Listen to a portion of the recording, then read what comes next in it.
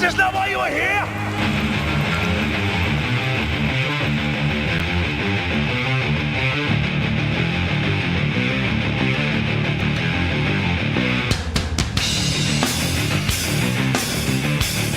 And now with the Manosphere is for entertainment, pure entertainment. Entertainment value is tantamount.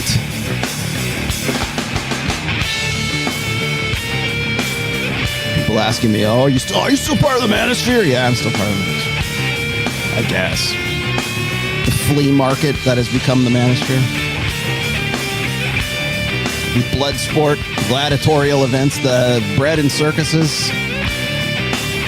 We're going to get into some intellectually stimulating conversation today because I have a guest who has the highest IQ of any guest, of anyone I know in the Manosphere today, and that would be Senor Aaron Clary. You don't know a lot of high IQ people. You don't know a lot of people in the Yes, there he is. That's all for you. That's you. This is you. Thank you. You're welcome. You're welcome. There you go. I'm on echo. Oh, my bad. Here, hang on. Let me. I know that's at some point. There we go. Okay, I killed echo cancellation. How are you doing, sir? I'm busy. Yeah, me too. Have you heard about BFRs out west? BFRs out west? No. What's Big F and rocks. Almost afraid to ask what a BFR. No, it's nothing. It's perfect. It's perfectly innocent. So people go get big rocks. Mm-hmm. And they put them at the end of their driveway, and then they drill their house number into it. And for the sake of the mailman and other people, I just put like an old plastic, waterproof with some stickers on it with my address.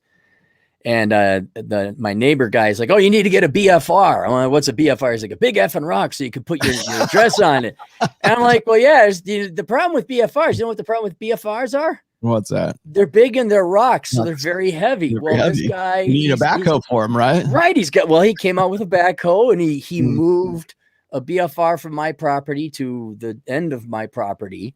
I was very thankful. So now I already was a proud new owner of a BFR, but now it is strategically located, and so now I got to drill holes into it to put numbers on it so people know the address, among a million other things that come with that. So with owning a house or building a house. So but I think I got 3 BFR. I got 3 remaining projects left, like floating shelves and backsplashes, and then there was glass for the downstairs fireplace, the broken glass.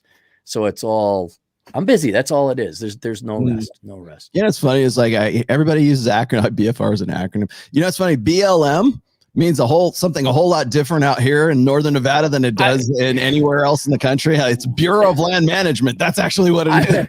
Well, I was confused when the racial BLM first started coming out on the news. I'm like, why does everyone hate the Bureau of Land Management? I'm like, I'm not a fan of the Bureau of Land Management. I don't like their rules, but boy, people really got a hate boner for the. And I'm like, yeah. Got it. City BLM. I see, not Wyoming BLM. I got it. Okay. Yeah. So let me was there anything you wanted to plug before we get started today? I wanted to get into IQ today. I think I mentioned this on yesterday's Rule Zero show, which was fantastic, by the way. Thank you. That was a good one. Yeah. Watch show too. Even with Sterling Cooper, it turned out pretty darn good. It was yeah. So no, the only thing I would plug would be when you said, "Hey, come on the show," I thought it was some emergency thing, and I'm like, "Oh yeah, the IQ thing." So yeah, the only thing I would plug that's germane is the Curse of the High IQ, because I wrote this. I wanted to bring you on because that's probably the number one book I think when it comes to discussions about like how you can be sort of, handicapped. Let's just marginalized. I hate to even put it in those terms, but it's like, to be handicapped by a high IQ. I mean, and that's really what the book is about. Why don't you, in fact, maybe that's a good starting point. Like, why don't you explain what that book was about and why you decided you want to write it? Well, the book is basically one of your best books too, by the way. Oh, thanks. Yeah, I appreciate that.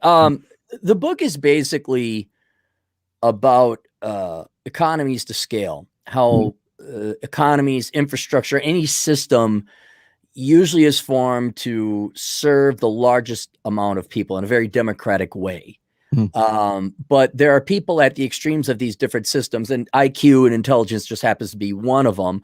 But for example, physical ability. Some people are truly athletic and they got great advantages, and then some people are handicapped, physically handicapped. But you know, society is geared towards those who are more or less functional. You don't have to run and pole vault to get upstairs, but if you happen to be in a wheelchair, yeah, that's why we have the American Disabilities Act.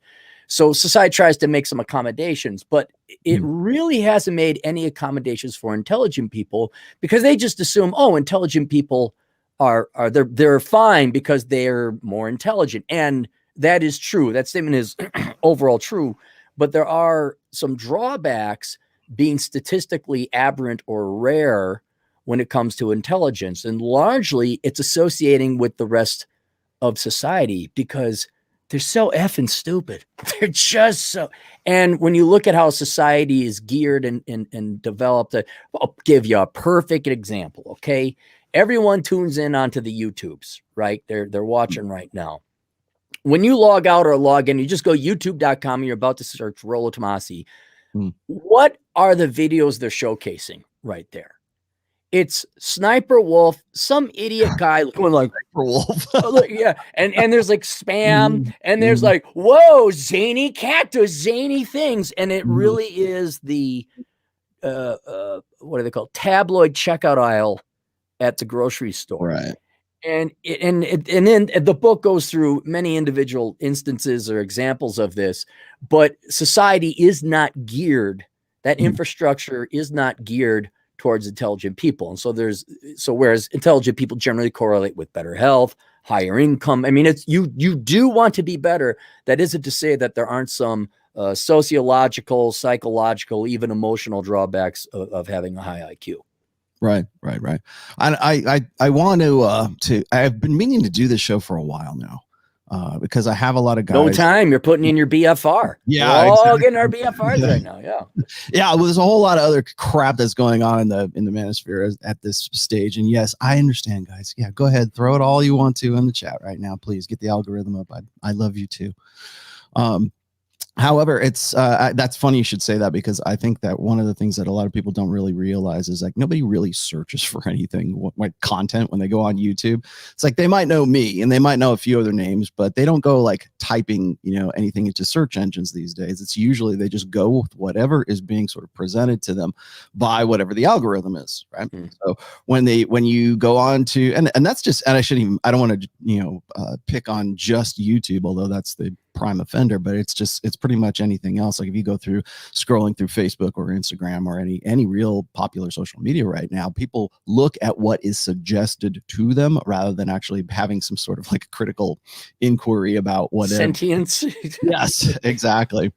So I'm going to talk a little bit about IQ today, and that's always a real dicey subject because a lot of guys want to say, oh, it's about eugenics, or it's about it's about racism, or it's about intellectualism in some way, that or elitism, or exactly. Yeah. What was it?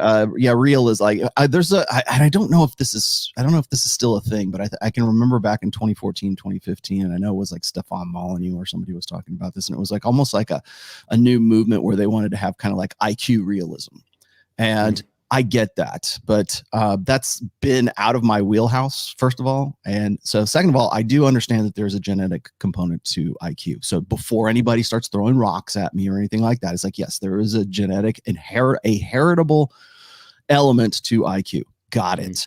How you use that IQ is really kind of it's way more important. Intelligence way more important. Yes, yes, much more important. And before we get, I wanted to lay out some of the basics here, because I'm going to get into some things that are going to like I think a lot of people think, well, if I bring these up, or if we start having a discussion about like how IQ influences guys sort of standing in the sexual marketplace and what women select for when it comes to IQ, that it is, and it's really not even so much a selection thing, but I think it sort of rubs people the wrong way, because if people are either too happy or they're too pissed off about it, they think they tend to think that they want to lead with their brains so to speak, right? They want to lead with the fact that like, why is it that women don't want to have anything to do with me? I'm the smartest, most bestest choice that women could possibly want to get with. And I don't understand why they keep going for, Giga Chad. I just don't understand why they want the guy who's the captain of the football team instead of me. Why is that? I'm clearly the better choice. And they stick to their guns and they hold to that for a very long time. And it becomes really part of their ideological kind of framework, I guess, their belief sets. And then that can end up being a very dangerous spot to be in, because it is this, I think it kind of starts out as this really egocentric pride in one's own IQ, depending on what it is that they, how smart that they think that they really are. And then again, according to how that intelligence is measured. And I was wondering this, in your book, was there any, it's been a while since I read it, but it was there anything in there about how we measure IQ and how we go about like quantifying and qualifying intelligence quotient? Yeah, there's I didn't delve too deeply in it, but there's a WAIS test. It's Welsh something. It's been quite some time since I wrote the book as well. But yeah, there's a standardized IQ test. It tests spatial recognition, pattern recognition, I think math, and two other general categories. But in the book, I just talk about it, and I talk about other proxy measures like SAT scores. There's other IQ tests on the internet from dubious value to tests that actually have a fair amount of veracity. But yeah, the book does touch on and educate the reader about how we go about testing IQ and what they're testing. Mm-hmm. And so I think one of the hangups that a lot of people have when it comes to IQ is how we go about testing it, and what were the criteria and what are the standards and who's giving the test, right? Who decides what's intelligent and what's not? And I also think what's funny is like, even when we accept intelligence and some sort of standardized way of measuring it, it almost seems like there's always got to be sort of an add-on or an addendum to that. So now we're talking about creative intelligence, or emotional EQ, or this kind of intelligence or that kind of intelligence. And I think that's the funniest part, is because we got to make everybody feel special. So we got to make the dumb people feel good. Yes, emotional intelligence, right? I mean, how do we come to that? I will say it here. Mm-hmm. Do not take this out on roll. EQ is for stupid people. That's what it's to make you feel good. Okay. Mm-hmm. When I came out and I looked at him like, oh, get the F. I mean, it's like Myers-Briggs. Even Myers-Briggs, I'd say, have more psychological, scientific authenticity to that. But EQ, it's like, oh yeah, you really. And here's the sad thing, and this really is I would say the number one thing to talk about IQ is how much effort you put into it. Because I don't know about you, but I really either bombed tests or didn't really want to take the test. Mm-hmm. Like my SAT and ACT scores probably suck. Why? Because I was tired and sleepy. And most people don't want to take tests. It's how much effort they want to put into it. And then the biggest cop out is, well, I'm just not good at math. Go F yourself. No one's good at math. That's why it's hard. You have to study it. And if everyone actually it's no different than the gym. If you put forth the effort to learn some geometry, some trig, some calculus, basic and advanced algebra, everybody, I guarantee you, everyone could increase their IQ, at least the test, by a full standard deviation, which is 15 points. So I think IQ, like when you take an IQ test, what it really is your room temperature ability.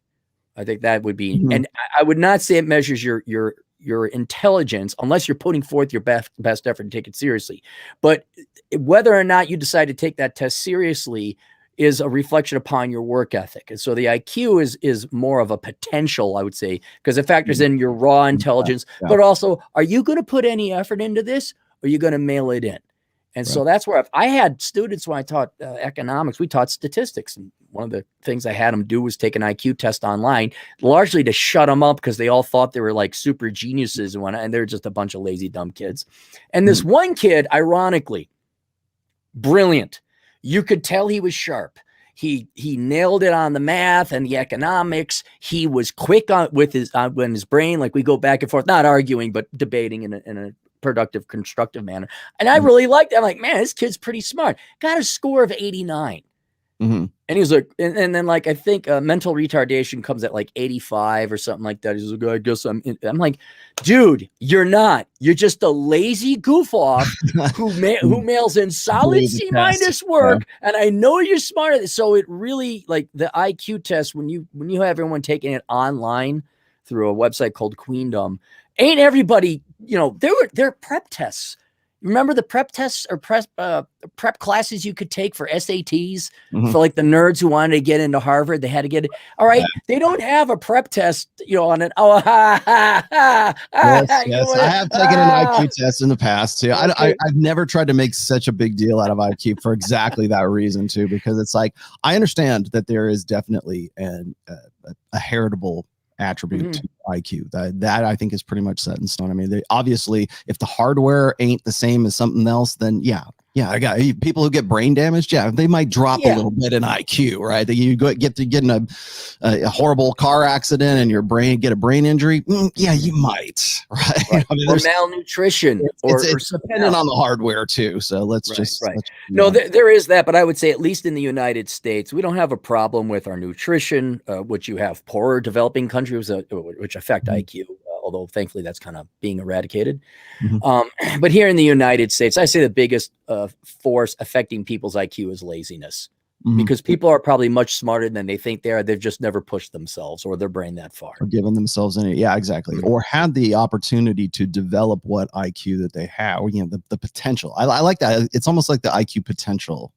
I think there might be something to that too. I'll have to, again, I'm not an IQ expert. I'm just the guy that's like sort of I collect data and I sort of present it here. And I've got some really interesting studies here today too that I wanted to get into, because I also understand that like there are gender differences in IQ as well, right? I mean, some slight ones, yes. It's a bell curve, okay? So the people who are at the lowest end of the bell, the furthest end of that bell curve, they tend to be more men. Like the dumbest asses in the world tend to be guys. But homeless or people from Portland, yes. The smartest guys in the world also happen to be male as well. So at the extreme ends of that bell curve, you're going to find more men on both sides than you are, comparable to women. That's called the greater distribution theory. Exactly. And that's not only in intelligence, but men have other variant behaviors beyond women, risk-taking, height, size, things like that. So that's not a theory. I'd say that's a law, but that's a fact of nature. Yes.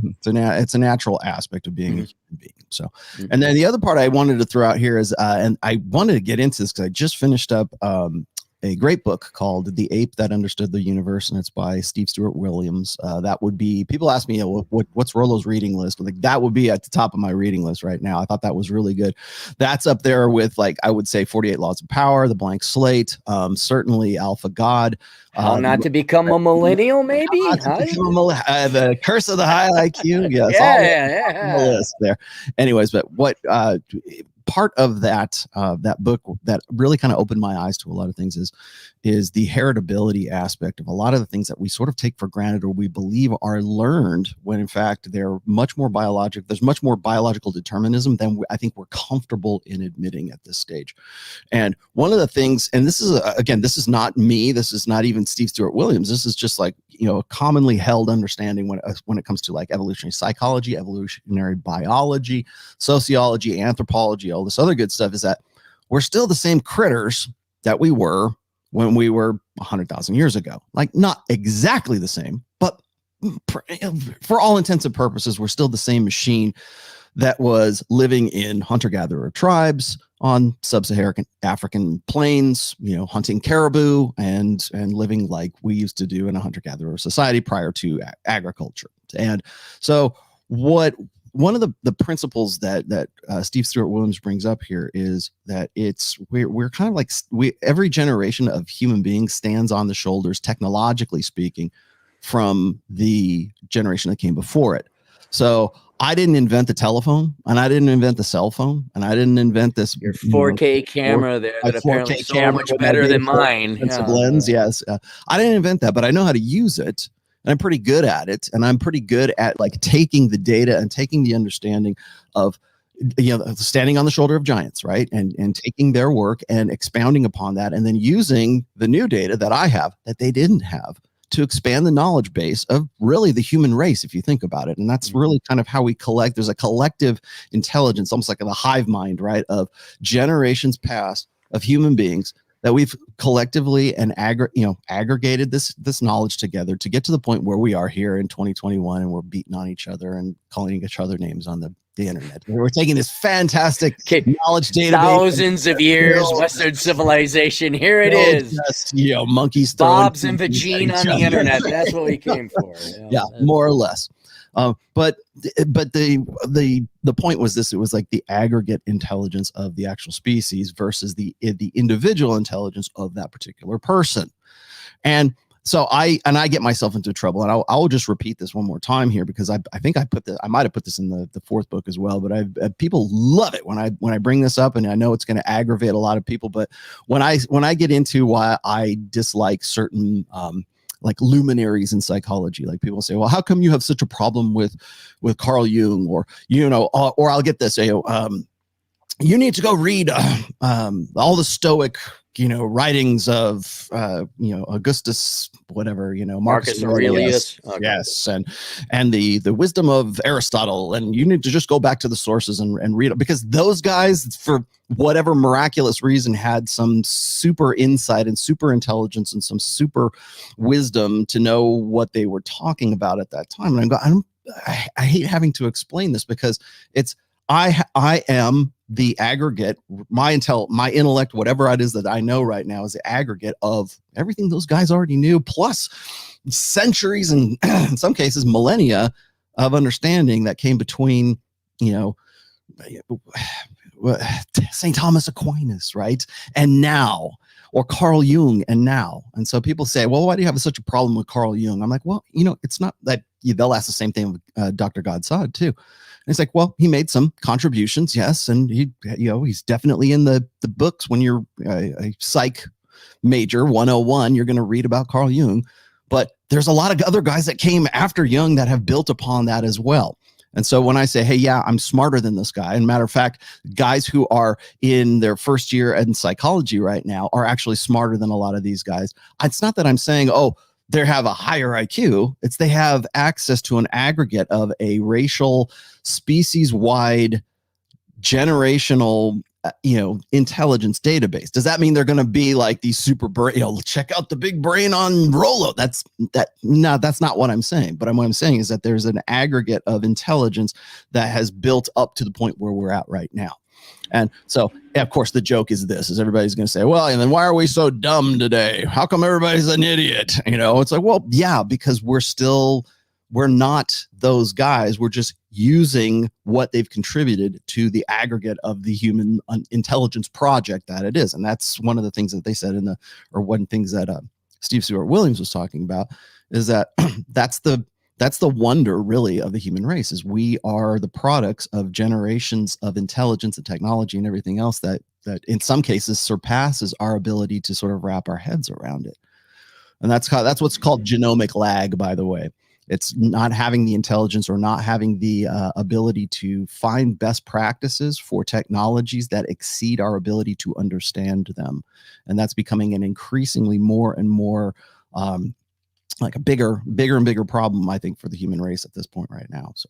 So yeah, I want to throw that out there, because there's a lot more to intelligence than just like, oh, well, you have an IQ of 160, and so therefore, and there's some of the dumbest guys are very, very intelligent guys, because they just simply don't know how to apply it. Marxist philosophers and academics are perfect examples. I mean, they are not dumb people. They just got the wrong data, or they have an ideology or a psychological or emotional investment, in something that is simply not true. Their software is corrupted. Yeah, their software operating system is corrupted. Hang on 1 second. Someone decided to do something. Give me 1 second. Hang on. Sure. I'm gonna go and pick up Walt Macher's question here, because I think this is pretty good. Check this out here.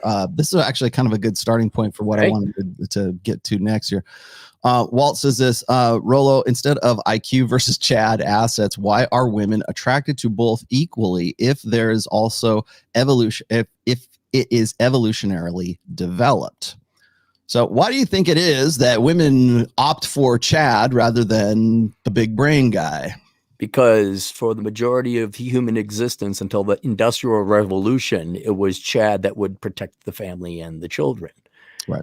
They want bigger and stronger. I mean, why do you want a woman with bigger boobs and not a bigger brain? Because the boobs would feed your children.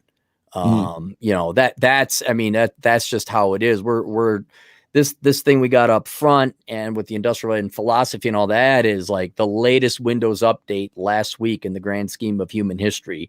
And you got this huge lizard brain of an operating system that is not this legacy. It's outdated. Technology is advancing faster than the human brain can evolve to keep up with it, but it's going to have to be eons before men don't like big boobs. And even if there's no longer genetically a reason to like big boobs because we got the technology. And we do now with formula and everything else. You know what? Men may just choose to like big boobs because they're bigger than small boobs and they're fun to play with. So yeah, that's why girls go for the Chad. And it doesn't matter how intelligent you are.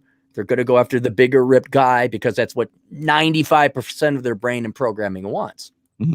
I've got people were going to ask me this, and so I'm just going to throw this out there. Yes, I have a lot of studies today, and so I don't want to get like too technical because again, people kind of like they get a little glazed over, but you can't like talk about subjects like this without at least showing some sort of, some kind of backing, I guess, or some sort, cite your sources. So yes, I will be doing that today, just so you guys know. I'm still not 100% in agreement with this whole sociosexual hierarchies thing. I do believe it has some merit. I think it's a pretty good predictive framework. So that's why I'm willing to sort of go along with it. But I don't know if you remembered Vox Day, but Vox Day did a very good video on sociosexual hierarchies. And those hierarchies were based on the dominance hierarchies of men. And so he separated them out into like 5 different hierarchies. And a lot of people are going to go, what about the Sigma male? If you're asking me about Sigma males, no, the answer is no. No, you're not a Sigma male. If you're asking me that, the very fact that you would ask which one is the Sigma male? Do I want to know? Okay. All right. Yeah, from being a Sigma male. So let's just clarify that right now. But the original 5 there's alpha, and then there's beta, and then there's the delta guys, and then the delta variant, and then there's gammas, and then there's the omega guys. Okay. So, and I have done a full episode on this, a full 2-hour episode that is way too long for you guys to watch. So let me just sum it up for you really quickly. Want to talk about it? Oh, well, hold on. Let me get rid of webcam girl here. There we go. All right. Bye, Felicia. There you go. You're out.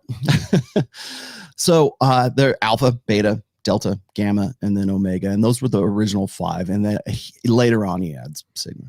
So of those, the alpha, of course, is sort of like the guy that is the leader, right? He's the guy who's at the top of the heap. He's the guy who's the quarterback in all of this. I've got a video here. I'm just a really quick. I think it's all maybe a minute long, and it's between Dr. Warren Farrell and Jordan Peterson, where they kind of talk about the sexual selection process when it comes to women wanting to get with the guy who's the alpha and not necessarily wanting to get with the guy who is super intelligent or super even emotionally available, which is one of the things that women constantly say that they are really attracted to, but yet their behaviors show that they are not really attracted to those guys. So there's the alpha side. Then there's the beta guy who is sort of like the sidekick, right? He's the guy who would very much like to be alpha, and he's always there as sort of like, I don't say the henchman, but he's sort of like the guy for whom the alpha depends on to sort of pal around with. And the beta is not necessary. And remember, these are in sociosexual hierarchy. So this is not like my abstract when I talk about alphas and betas. This is according to his.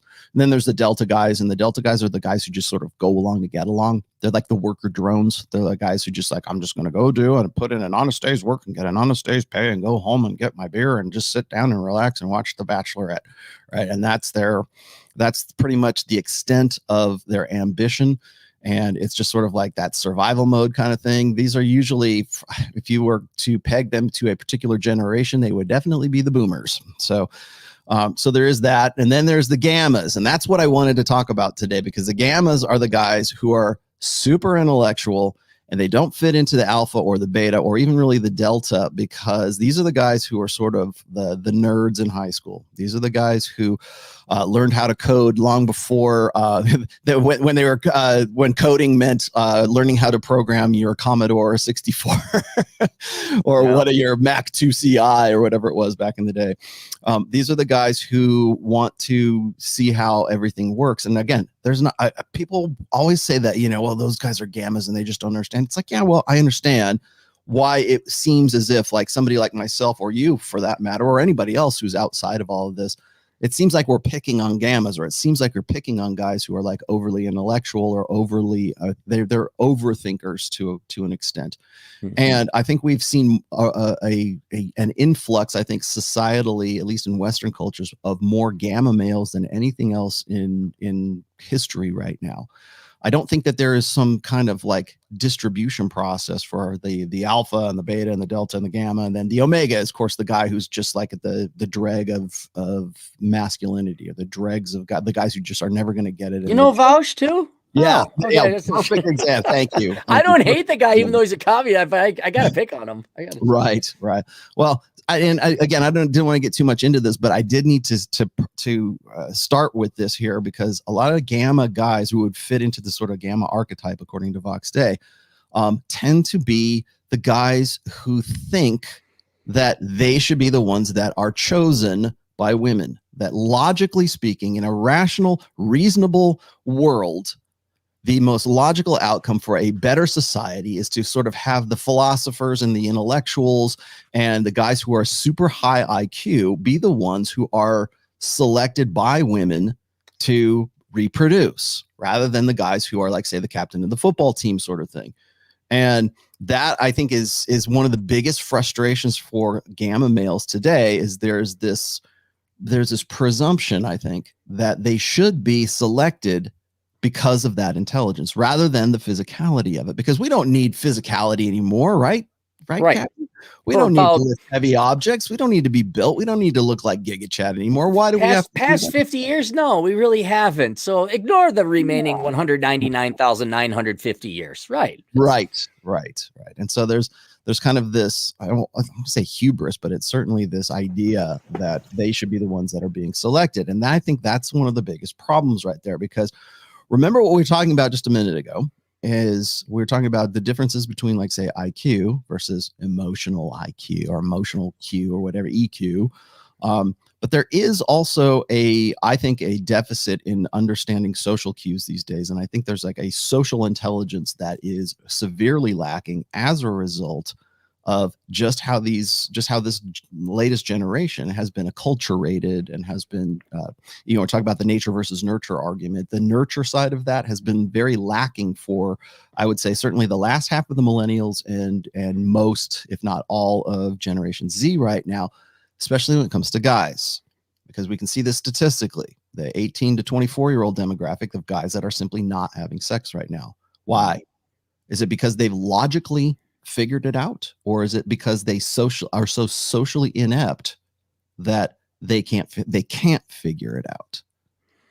I would say it's they're socially inept, and the nurture. There is a social intelligence then, right? Well, yes, there's a social etiquette, a social awareness. I don't know how the heck you're going to score that, or how you're going to quantify that. I'm sure they'll come up with ways, but what you're running into there is that absent fathers, broken homes, single mom, blah, blah, blah. We could go down the entire way. No one is telling them the truth. And so it's not a finite quantifiable study. Socializing, whether that's friends or romance or just getting sex or marriage, it's not calculus.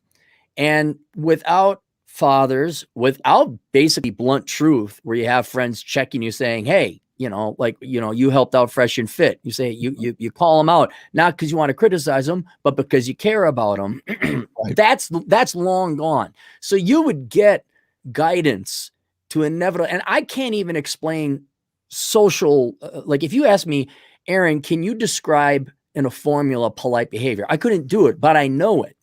And so what we're talking about is instinct versus knowledge. And so when these kids who are now young adults, especially the boys, have no guidance, no rules, Nobody coming in there beating them if they step out of line. No bullies. Fair or not. And no one come in like, look, she doesn't give a crap about your intelligence. She gives a crap about your muscle. They're going to then, when they run from a factual knowledge world of math, science, quantifiable subjects into an unquantifiable world, socialization, romance, emotion, psychology. They may be really good at programming and coding and math and engineering because there's a right answer. And I don't know about you, but that's why I loved math and science. Not because I even loved the study, because I could tell the teacher to shut the F up, give me my A+ because it's right. Doesn't matter how I got to. Whereas English, wooey wow, here you have some 80 IQ lady who barely has a pulse complaining because I don't know the difference between a semicolon or a colon. Or art teachers, all that's kind of crap. Really, is it, lady? Because let's see some. So I could see it's a known. Plus, men tend to have more mathematically, literally leaning brains. So men tend to do better in the physical, mathematical sciences anyway. So I think where the confusion comes in is without anyone providing them rules, even though they are social and they're kind of gray, or guidelines, or whatever else the quote was from Pirates of the Caribbean. They take the one thing they're good at. Oh, I got A's in this. And they think that there should also then be a formula that applies to the social world. And I get this in my clients a lot, especially with like the Asian immigrant will come in, super high IQ, masters in engineering. I want to get the girls, and then they're so susceptible to things that provide a formulaic answer, where it's like, okay, here we all know height, but height is a number, but you can't do anything about it. But where I would even say some of these frauds come in and they act like it's a sign. It's like, whoa, bad move, dude. See what you did there? You leaned in with your left, indicating to the girl you're a weak man. Like, oh, shut the F up and get out of here. And so, but they'll buy it because they're looking for a formula. They're looking for an algorithm. They're looking for, I wouldn't say necessarily the cheat code, but they want to do well, and above all else, maybe not waste their time. And because they come or hail from a scientific mathematical background and they have a strength in it, you could almost forgive them to thinking that, okay, the social sciences or socialization and romance would have some of these hard and fast rules too. And I hate to tell all these gammas this, but we've already figured out what more or less the 10 to maybe a dozen rules are. Rich has got it in his last chapter of the Unplugged Alpha. I got it in the last chapter of the Book of Numbers. And it's not rocket science, guys. Work out, have a good income, low body fat, have hobbies, become the best version of yourself. We've gone over this a million times. I think a lot of guys, when so first of all, most guys are looking for excuses not to do any of that stuff. Well, I haven't even gotten to that. I mean, I'm even giving them the benefit of the doubt. So there's the sort of copium, right? That's that level there. But I also think that a lot of that copium is rooted in the idea that they shouldn't have to. I shouldn't have to do this. I'm smarter than this, right? One of the reasons why I think, because I just got this question a second ago, it's like, is what are black pillars gammas? Generally, yes. And the most vocal of the black pill community tend to be what are called secret kings. They're guys who, and this is not my words, this is from Nick Krauser, who actually coined that term. The secret king is the guy who thinks that the whole world, including and especially girls, should be able to see how great he really is, or how people should be looking up to him because he's the most intellectually superior individual of all the losers. You're the smartest loser, right? That's pretty much and that's the secret king idea. It's like, I'm actually a king, but nobody knows it because they would, if they could just sort of like open their eyes and see that I'm actually the one that people should be following, and that I've got better ideas, and that I'm way more intellectually superior than the guy that, that Stacy wants to bang all the time. Like that's you want to know. And I'm giving you the sort of the breakdown of it. I could actually go find the description and read it if you wanted, but it's the idea that they are an unappreciated genius. That's the kind of the core concept of the secret king, and that if they would just be appreciated, then things would be better. Society would be better. My life would be better. And a lot of it comes down to, why do I have to go and, break my back at the gym when I can probably figure this out? Or it's not, they're never going to, even if I did that, they would never see me as the intellectually superior, giant brain guy that I am. And they would only look at me as the guy who's just a slab of meat. And I think you've probably seen, there's an archetype, right? There's a guy who's the big guy who's 6 foot tall and he's yoked. He looks like the Rock. He's yoked, but he's dumb. That's always, it's always a criminal even. But he's dumb, right? And then there's the guy who's sort of this weedy, skinny guy, and he's no girl wants to really get with him, but he's smart as hell, right? And he can figure those things out. And whatever, whether it's like trying to invent a new invention of some sort, or to like figure out how to get out of a trap or something like that. The smart guy is always the clever guy, because he's had to find ways to sort of do this end run around the reproductive problem that the big dumb guy never had to get. And he's dumb because he's never had to really get out of those problems, because he's either relied on his brawn and his dominance and his capacity for violence, and also the fact that he's the one that's selected for by women more than the guy who's smart. And I don't know, maybe you know the name of the theory or the concept, but it's the idea that one of the reasons why we are relatively speaking, an intelligent species, is because of weedy beta male guys who've had to do that end run, who had to get smart so they could adaptively solve their reproductive problems, because they were never going to be that guy. They were never going to be the big dumb jock. And so they chose not to be. That's what drives society and drives civilization. Right. And here's what I'm trying to encompass all the different gamma males and trying to be as intellectually fair and honest, because the one question where I'm going to give them a bit of forgiveness is, what were they told? Rollo, I totally remember my mom saying, and I was a young boy, I was like 13. Oh, girls don't like jocks. They like guys who are sensitive and intellectual. No. Like, lied right to my effing face. So if and this is what young people, especially the Zoomers, but this has been happening since Gen Z, what were these young men or boys told at this time? They were told, well, we all know, be nice, sensitive 90s guy. I mean, this goes way back before the Zoomers. Yeah. So, and then go to college, be nice, listen to her problems, I don't know how many, I'd be curious to see, how many people said, my parent, can I do a 1-0, 1 if this, 0 if that? In the chat, right? 1 if either of your parents sat you down and said, look, you got to hit the gym and be buff because that's what girls want. Or 0 if your parents lied right to your face and said, you just be yourself and you're sensitive carrying, man. I watch the zeros flying. I predict. Yeah, there you go. Put the 1s and 0s in there. I never do this, but that's fun. Let's do it. We'll see what happens. Anyway, so I can forgive especially young men in college, where they're in college. They don't all have the money. They're busting their ass off studying hard subjects. And this happened to me when I graduated top of my class, 4th or 5th. And I was supposed to have a good job. Didn't materialize. Why? Majored in the wrong thing. So I can totally sympathize and forgive young men up until the age of 22 when you graduate.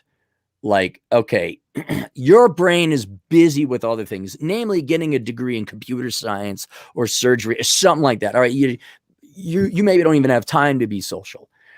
But where I'm going to find them guilty is the same reason women who think big is beautiful.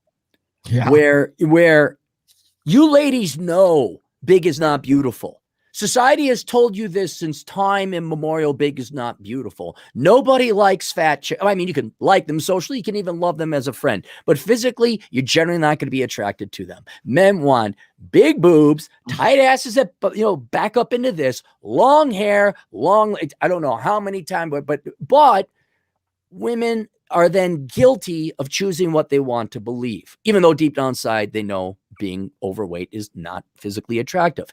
And it's the exact same guilt, the exact same criticism we give delusional pro body positivity, fat delusional girls like rah, rah, big is beautiful and you're scum. That's the exact same thing on the male side of the coin with these gammas saying, well, they should appreciate me for my intelligence. When did you not pick up the hint? Watching He-Man's Masters of the Universe and Rambo and Arnold Schwarzenegger and Bruce Willis was the pudgy one. He was the pudgy one. All right. Where did you not get it that women want buff, good looking, ripped guys? When did you not? And this is then where we get into the same thing where, and it's so sad that this is the Occam's razor explanation. Right. Do you know why women are fat and will pound the table and go again, or why these gamma males are these intellectual kings or unknown kings, why they'll be in fury and rage? Do you know why this is, why we're even having this conversation? Because people are afraid to do what, Rollo? Change. They're afraid to actually, well, first of all, to really realize the truth and become aware of what's they know the truth. They do. Deep down inside, they know the truth. Yeah. They don't want to go to the gym. That's it. That's all it is. I mean, and if you don't, now the men living in this delusional world, these gammas, relatively or a more recent phenomenon than the women. But God almighty, go back to the olden. They had the fat shaking machine in the 50s or 60s. How Jenny Craig, Oprah, all these diets, and it's like we don't need 60 more years of trial and error in studies. We know what works. Eat less food or healthier food and work out more. That's it. And it's simple. It's low IQ. It has nothing to do with intelligence. These are weak people who are afraid of the gym and they don't want to put in the effort. Right. And so they will go to incredible lengths to rationalize and get, and I always use this. This is not to pick on, but it's a stereotype. I forgot where I was. I was at a party. And I was in the minority. It was predominantly a black party, black people. And there was a set of black gals with sprayed on short skirts, weaves, nails, everything. And it's like each of them had to have at least $500 worth of gear and accoutrements put on their body. It was all in vain because they were fat. They were morbidly obese. So they are willing to go to that level of extent to avoid the gym, to avoid that pain. And I think what you see, and perhaps it's men who are a little bit more intellectual, maybe they're more philosophizers. They do red pill rage. Whatever the incel community, whatever you want to call it. I don't see them gussing up, although we could say the modern day manifestation of that is looks maxing. Is that where you're like, oh, I have cufflinks and should I part my beard this way or this way? What is it? Your jaws are size. Go get your rubber ball. Build up. There we go. What do you think of this outfit? I wish I would have thought of that. I wish I would have marketed that. Right. But total black hat. Yeah, I wish I would have had that. And that's what it is. So, and it's sadly, I understand. So one thing I do understand where they might be predisposed or because it's what they're good at, like, well, I should use science and statistics. And I'm not saying that you shouldn't. If you use the numbers and statistics, you can increase your chances.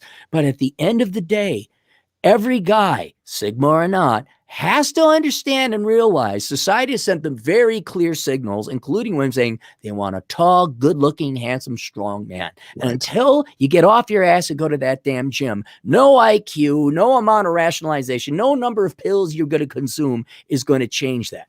And they do themselves a world of favor. They would save their lives if they either accepted that they're going to have to go to the gym and do it, or say it's not worth it, and then ignore girls altogether and go do their thing and become an intellectual or become Nikolai Tesla or whatever.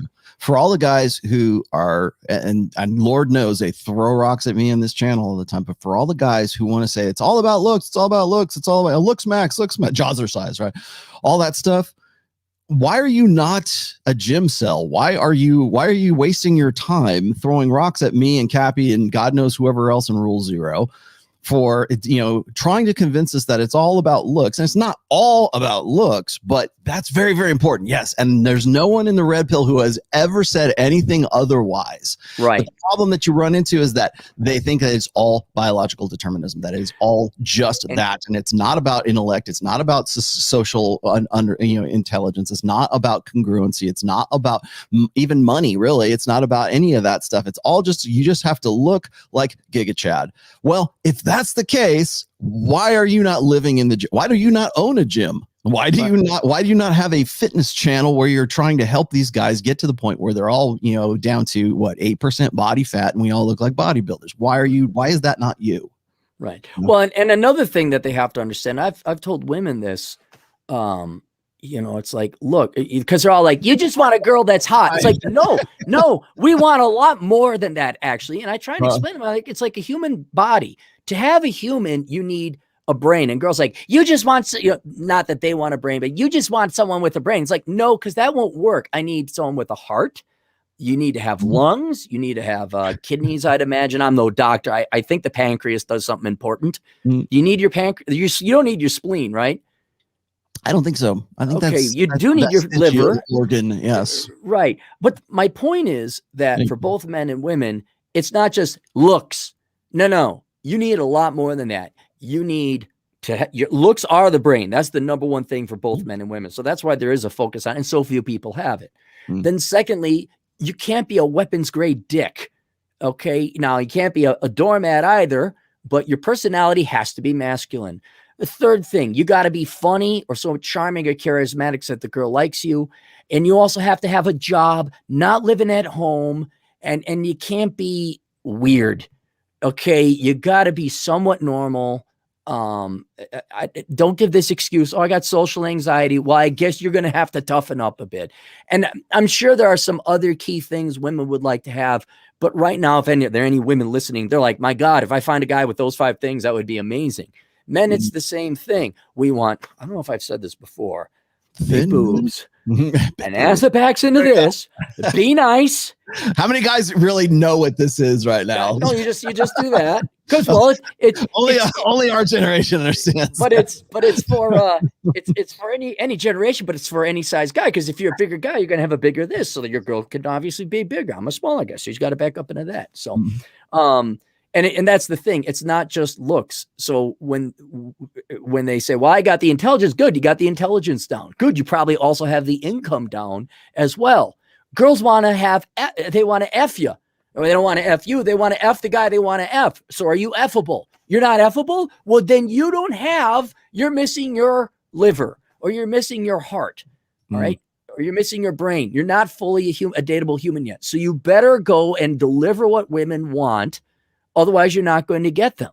And stop using your intelligence thinking that's going to overcome women's 100,000, 200,000 year, 2 million year, depending on where you want to claim the human existence started, programming and biological hardwiring. So stop fighting reality and either deliver what they want or go home. Yeah. But certainly stop torturing yourself about it. I think a lot of the intelligence that goes a lot into that is the guys, I think, who are the most successful, like reproductively successful, let's just say, they understand the game and the nature of the game that they're in. They understand themselves. Like we always say, know thyself, right? Like they understand who they are. They understand what their strengths are and what their deficits are. And they understand how to either adapt to those things or just simply try to do an end run around those things. But I think it is a realistic understanding of the world that they are in. Now, I realize I know I'm going to get this, so I'm just going to go ahead and address this right now, because there's going to be black pill doomers who are going to go, but what if you're just born a loser and you're never going to, I was born with a toe sticking out of my forehead and I'm genetically weird or what, like that kind of, okay, there are outliers. You're correct. But if we're going to build a predictive framework here and we're going to say, here's some elements to success, we have to take the general whole and not just the individual. I'm glad you're a little special snowflake, whether that's an advantage to you or a disadvantage to you. Great for you're whatever end of the bell curve you happen to be on. But you have to be realistic about the game that you're in. That's why we call it red pill awareness. You have to be aware of the game. You have to be aware of the conditions of the game, the rules of the game that you are playing, and learn how to master that game accordingly. So like when guys, you can sit there and say it's totally unfair that, you know, Giga Chad gets all the chicks. Okay, well, great. What are you going to do about it? You're going to sit there and complain about it? Are you going to sedate yourself, or are you going to find some way to either adapt to that or build yourself up around that?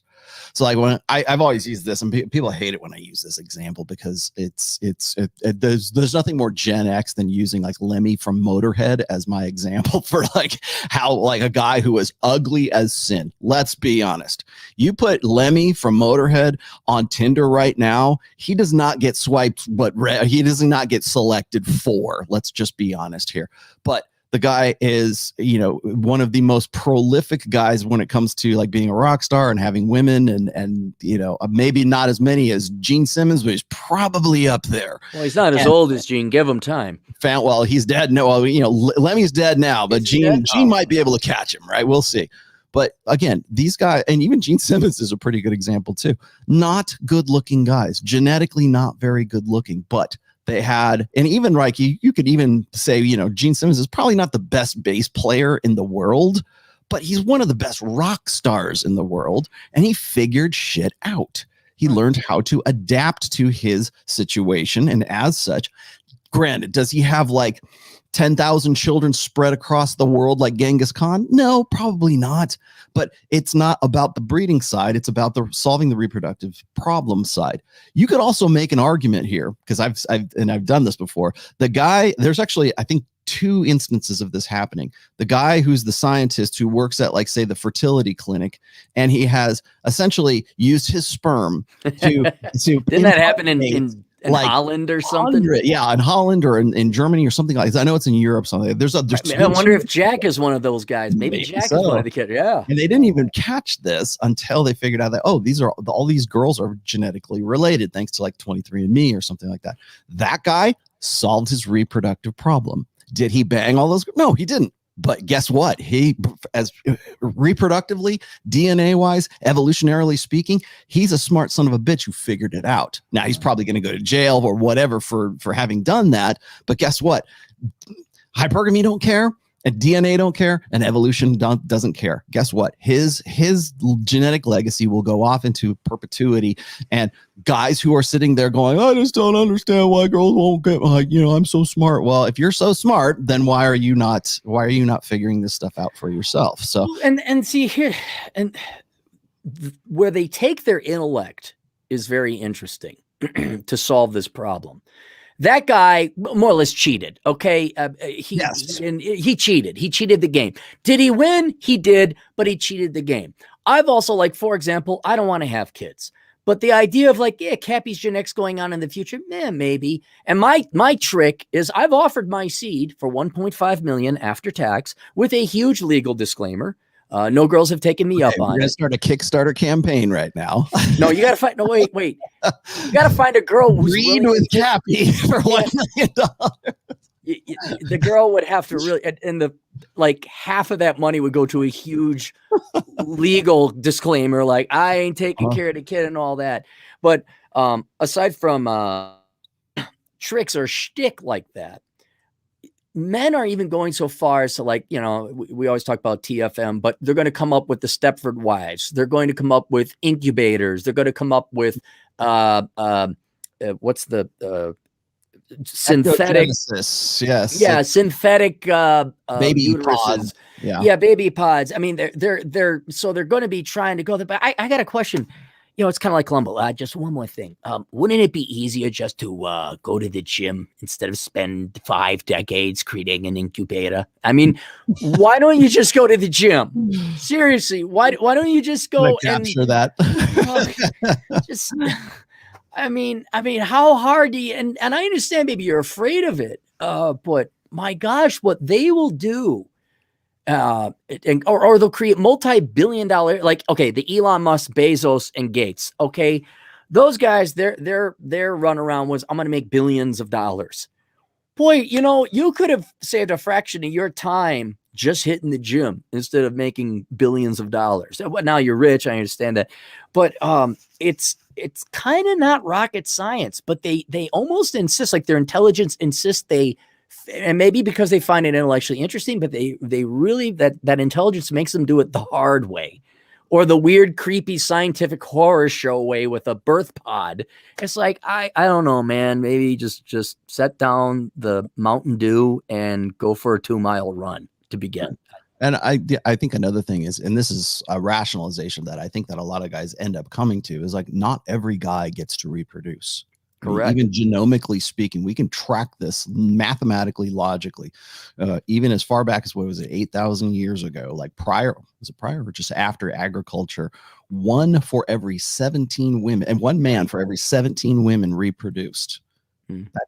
That's selection pressure for you right there. Now, a lot of people say, well, it's because of wars. It's because, men tend to die and be violently much more than women did, right? Yeah. Okay. There's certainly, some statistical factors that go along with that, but it doesn't change the fact that even today, something like, was it 1 in 5 or 1 in 8? I can't remember. I thought it was 40%, but maybe that's rapidly changing with Zers, the millennials, Certainly. And I've talked about like the fertility rates and everything, being below replacement and all that.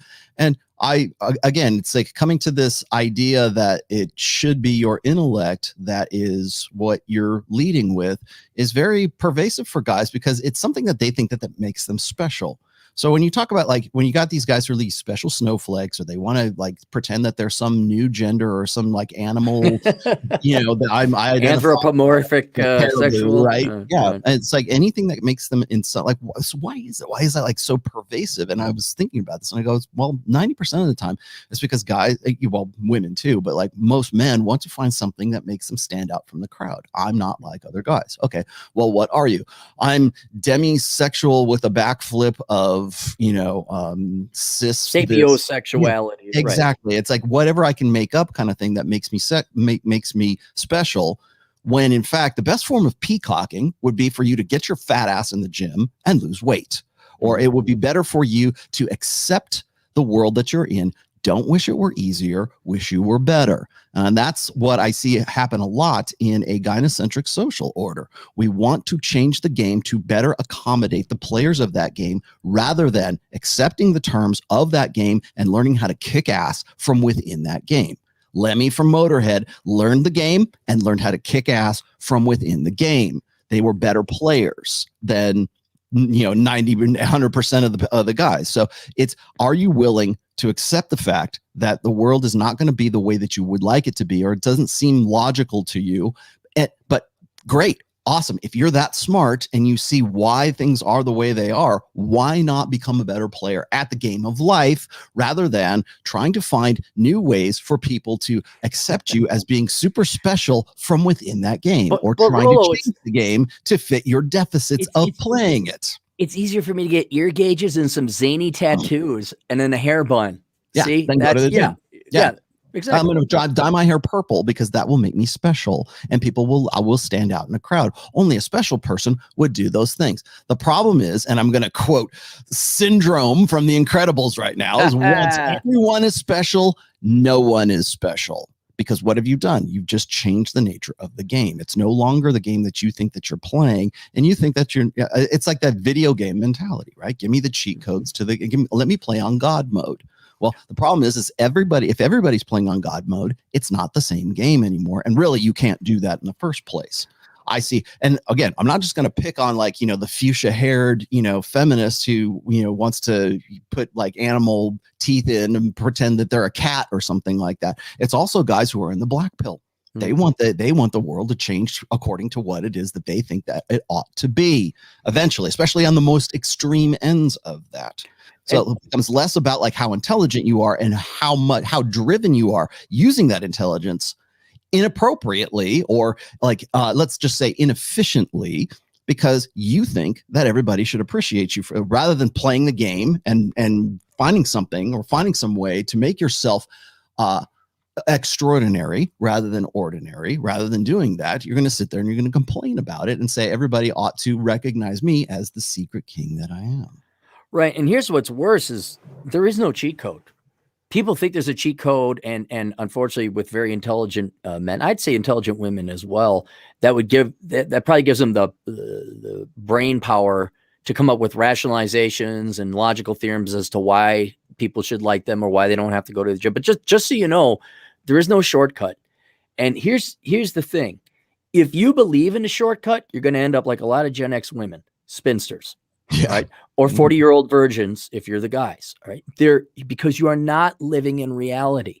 And we're not even really having a discussion about intelligence. If anything, the intelligence, like I said, gives them the ability to maybe self-rationalize and overthink things. And well, if I know morals and principles, and becomes, like you said, a part of their identity. But what we're talking about is accepting reality. That's really what it is. It's not an issue of intelligence. This is just an issue of, are you going to be brave enough and courageous enough? I mean, and I do mean those words, not how they've been butchered recently. Ladies, are you brave and courageous enough to admit you're a fat, ugly slob and nobody likes you? Oh, and by the way, men don't like other men's children. Are you willing to accept that? Are you okay? Now you're in the real world. Now you're going to have progress. Are you men going to be willing to accept that you have to be bigger and stronger than the other guy? And especially now, which I understand is a huge deterrent with online media, social media, warping women's expectations, flooding them with attention. I completely am sympathetic with that. But do you accept this is an uphill battle and you have to meet the physical requirements of women, or because I've said this before, what do you call someone you really like but you don't want to have sex with? What's that? Give me the joke. Your friend. Yes, yeah. I have lots of female friends. I have lots of male friends. I want to F none of them. You know, that's it. But what makes sex, romance, love, children, the whole thing, the whole point of humanhood is physical attraction. And so that's why I caught actually a lot of flack on one of the podcasts a couple back on Rule Zero. I said, if your wife gets fat, also if your husband gets fat, you have every right to cheat on them or divorce their ass, because the entirety of romance and love to get the girls is based on physical attraction. And if we're not going to start with that, don't start at all. Man, I got into one of the most protracted arguments back in like 2018. I was on the Pat Campbell show and I was talking to his producer, Carly.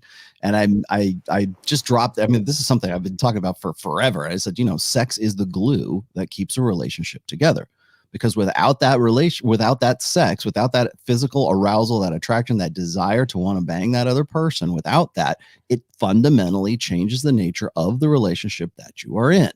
So every tradcon woman on that show, just like, I can't believe he said that. It's all about sex. It's like, yeah, the reason why you're offended by that is because, first of all, you're probably fat. And so that's number one. Number two is that at some point, women's ability to leverage, let's just say, their sexual agency decays after a while, right? I mean, everybody gets older, everybody gets wrinkly or whatever. The bloom goes off the flower. Exactly. Everybody gets old, and women faster than guys, more or less. So the things that make men attractive have more longevity, let's just say, than the things that men are looking for. And so that I think that on some root level, women really lose their shit when you actually bring up the realities of the game that they're in. What do they try to do? They try to create social conventions that change the nature of the game so the player can play better. So that's why we get like, oh, I'm 40 years old, I'm hitting my sexual prime as a woman. No, you're not. That was back when you were 23 years old. But if you can convince yourself and you convince enough guys that that's what they should be after, then guess what you've done? You've changed the nature of the game to fit the deficits of your ability to actually play that game. So and I think that a lot of guys do that also, like sort of psychologically. They do that with their own intelligence. What they want to do is they want to find some way to change the nature of whatever it is, the sexual marketplace, in which they are not the best competitors. They could be the better competitors. Maybe they could certainly be better competitors than they are right now. It's not because guys will say this all the time. They'll say, "Oh, I can't believe those dating coaches. They think that they're gonna teach you how to get 9s and 10s, man. Look, where's the receipts?" Blah, blah. No guy that I know. First of all, I'm not a dating coach. Second of all, no guy in the red pill or guys who have programs and stuff like that are saying, "Hey guys, you're gonna go from being a 4 and we're going to just magically give you this Poof. red pill, right? $5,000. Silver bullet, right? And you're going to be a 4, and you're going to be like this guy who likes to watch anime and, eat a whole pizza and, down a 6-pack every week. And Fitness America pageant girls are just going to be clawing your clothes off. No one is saying that. No one is saying that. But guess what they are saying? You can go from being a 4 to being a 5 and then actually engaging with women. Oh, okay. Well, what if I'm a 6 and how can I go to a 7? Yes, you can improve. You can get a little bit better. No one's giving you like the extreme end of that. Nobody's selling you that. If they are, please let me know, because they're full of shit. And here, I'll give you another reason no man has an excuse, intelligent or not. An entire multi-trillion-dollar. Have you gotten into the lying industrial complex chapter of the Millennial book yet? I might have. Okay. That's a thick-ass book, like I said at the beginning of this show. I just wanted to make you suffer when I had to read your book. So I'm like, God dang, I got to read this page again. I'm reading that. I'm going, what the hell is he talking about? My books being thick. So there is a multi-trillion-dollar industry. This is in the United States alone. We don't have to go global. Multi-trillion-dollar industry that is geared towards lying to women, and not just lying to women, but maintaining that lie. Maintaining that matrix for women to live in. They will accommodate every female delusion. Dove soap will have fat women. More recently, I think Athleta just had a bunch of fat chicks on their Twitter. Target, they're going to get the fat mannequins. The media is going to tell you that, oh, you're being fit, whatever. They're just going to tell you. Aside from the occasional con man, who's lying to men?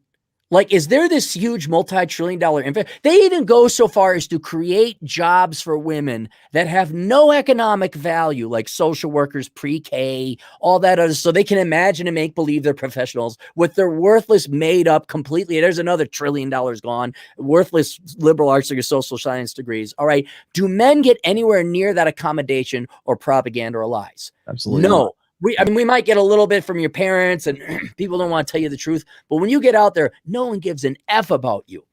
And so you do not have this artificial matrix to live in delusionally like women do. And especially now with the red pill and people like you, me, and Rich, and Ryan, and all these guys, we don't lie to you. Ain't nobody lying. In the playground, in the locker room, boys don't lie to you. They beat you up. They tell you the truth. Heck, if we lie to you about someone, it's how much you suck. I mean, that's because we like you, that kind of thing. All right. Mm-hmm. But you have no excuse. You know exactly what the reality is. Women, I can almost forgive them because there is such an amazing amount of money and resources that goes into lying and propagandizing them. Men have no, you suck. We hate you. You can't do anything. Women, rah, rah, rah. Tune all that out. Listen to what your friends tell you. Your friends are probably telling you, yeah, dude, you need to lose weight. No, man, you got to, yeah. So there is no, so you guys, furthermore, you don't have that excuse like, well, society, literally all of society is telling me otherwise. Society is telling you more or less the truth. Mm-hmm. Yeah. Let me throw this on here. I've had this in the wings here for a second, because I want to get into, like, there's another topic I want to get into, but this is the best way to introduce it. Here we go. Oftentimes say I'm opposed to war, but she's much more likely to fall in love with the officer and the gentleman than she is the private and the pacifist. We talk about this even in high school. Most everybody's gone to high school, and most high schools have football games, and the women are the cheerleaders to go 1st and 10, do it again for the guy that scores the touchdown, either by throwing the pass or catching the pass. If the guy feels like it's too dangerous for him to play football and he leaves the football team, it's very rare that the cheerleader says, I noticed how good your listening skills were when you were in the huddle and how warm and tender you are. I want to continue cheering for you. No, she tends to cheer for his replaceable part. Another number 7, risking his life with a concussion or a spinal cord injury. This is non-trivial behavior. I mean, the football example is particularly interesting, especially because it's such a trope in American popular culture. Everybody knows the story, right? But what's so interesting too is the men on the team will elevate their best player to the highest position of status, despite the fact that they all take a hit in terms of sexual attraction attractiveness by doing so. I mean, maybe being on a winning team elevates a rising tide lifts all boats. Well, definitely, but it's still the case that they'll take a relative hit within the confines of the team to elect the man to the position where he's most likely to receive the favors of attraction from the most valuable, the most desired women. Yes. Men select the men that women select. Absolutely. It's very, very interesting to watch that happen. Yeah, absolutely. When people say, well, men are more competitive than women, that's not really true. Both sexes are very competitive for having the goodies that lead them to have the greatest amount of choice. Women will compete with other women about how they dress, what their dresses look like. If a woman is at a party and she's interested in one or two of the guys at that party and a really attractive woman comes through the door, she will assess what her chances are and how she should position herself to make sure she gets the contact with the man that she really wants to make contact with. And the men will do the same type of thing around the things that they feel will lead a woman to be attracted to them. You gotta love that. So I wanted to pull that one out of there just so we can get rid of that. I think I threw that on there because the very first part of that, I will probably end up doing a full breakdown of that discussion. By the way, that is, of course, Dr. Jordan Peterson and then Dr. Warren Farrell.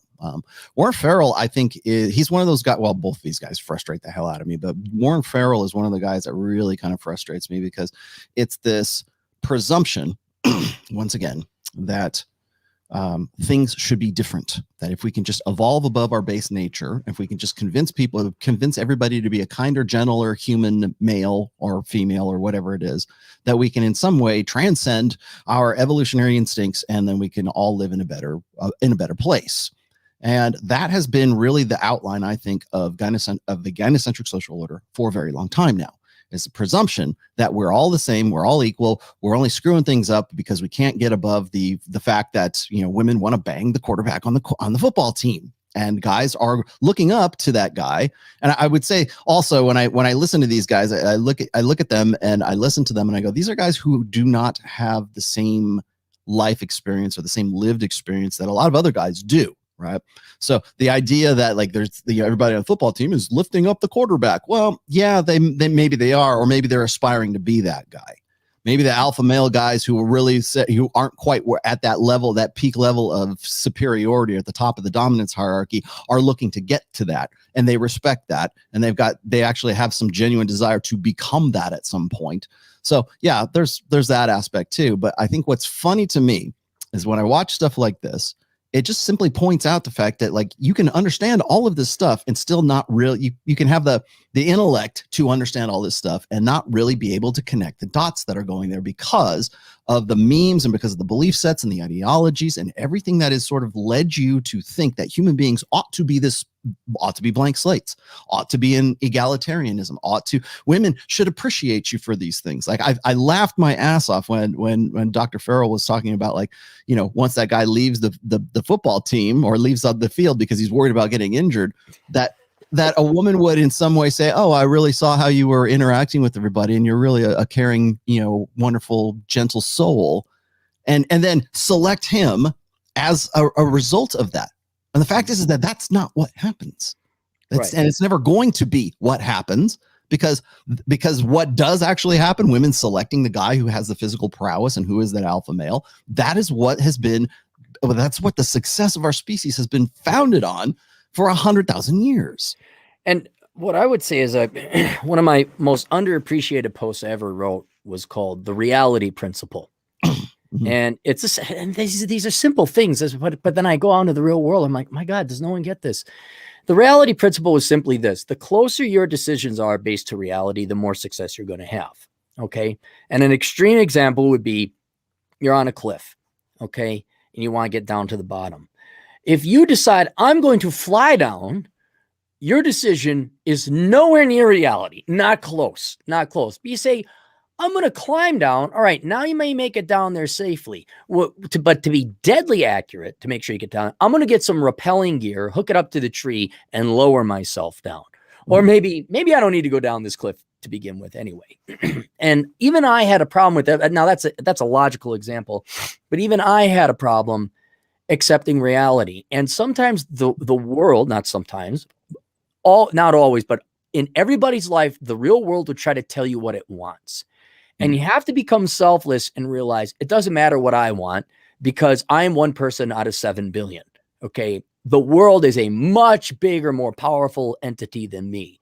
So what you have to do, what I had to do is I had to stop and listen to what the world was trying to tell me. You ever thought I was going to be like, I woke up like, yeah, I'm going to be a ballroom dancer.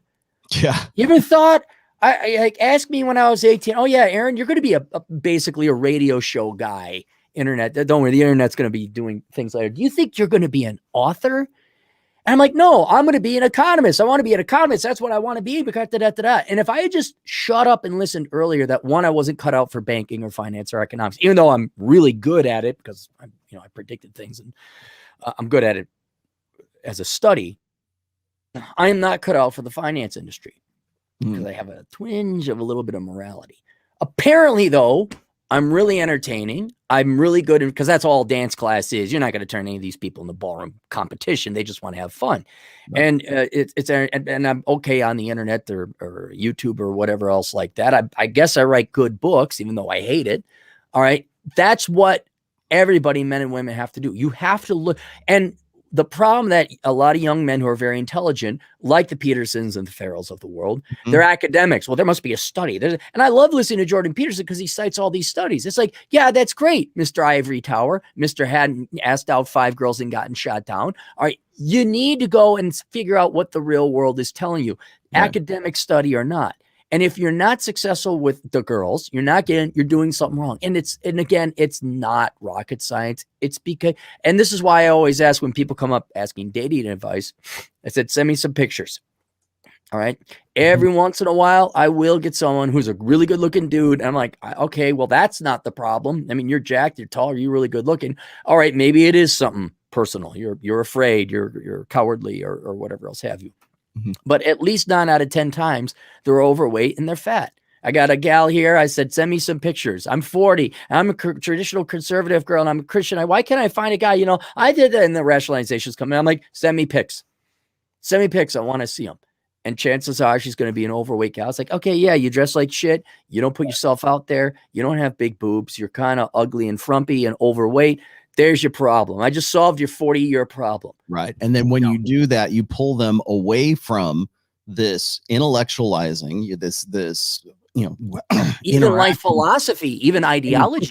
And you put like, how they always say, like kids are so honest. Like they'll tell you you're full of shit, right? Or, yeah, like, they're children will tell you mommy, what's the fat lady over there talking about? Like they'll just blunt. They got no filters because they never learned the filters, right? They don't step on people's feelings, but they're honest about their appraisal of what's going on around them, at least if they don't know how to interpret something like that. So they'll call you like a fat ass and like don't understand why you're offended or pissed off about that. When you do that, you want to talk about like Kevin Samuels, you want to talk about Fresh and Fit, you want to talk about these guys who are holding women accountable. What they are doing is they are taking them from that nice cocoon of this social reinforcement that is easily available on social media right now, and they're dragging them out and they're putting them into the real world, into the real environment where the little kid says, mommy, what's the fat woman talking about over there? And that's why they get offended at you for actually saying, well, you know what, you're average at best, or you know what, you are now in the natural environment in the real world, and here the saber-toothed tigers, they would probably eat you because you're too fat to run away from them. And I got to emphasize this so much for women, but very much men as well. That modern day saber-toothed tiger is that your life is wasted. Yes. Because you are, I mean, the gal's 40. Maybe she's really good looking for 40, but it's over. It's pretty much over. She's gonna have to find a divorcee or an older guy.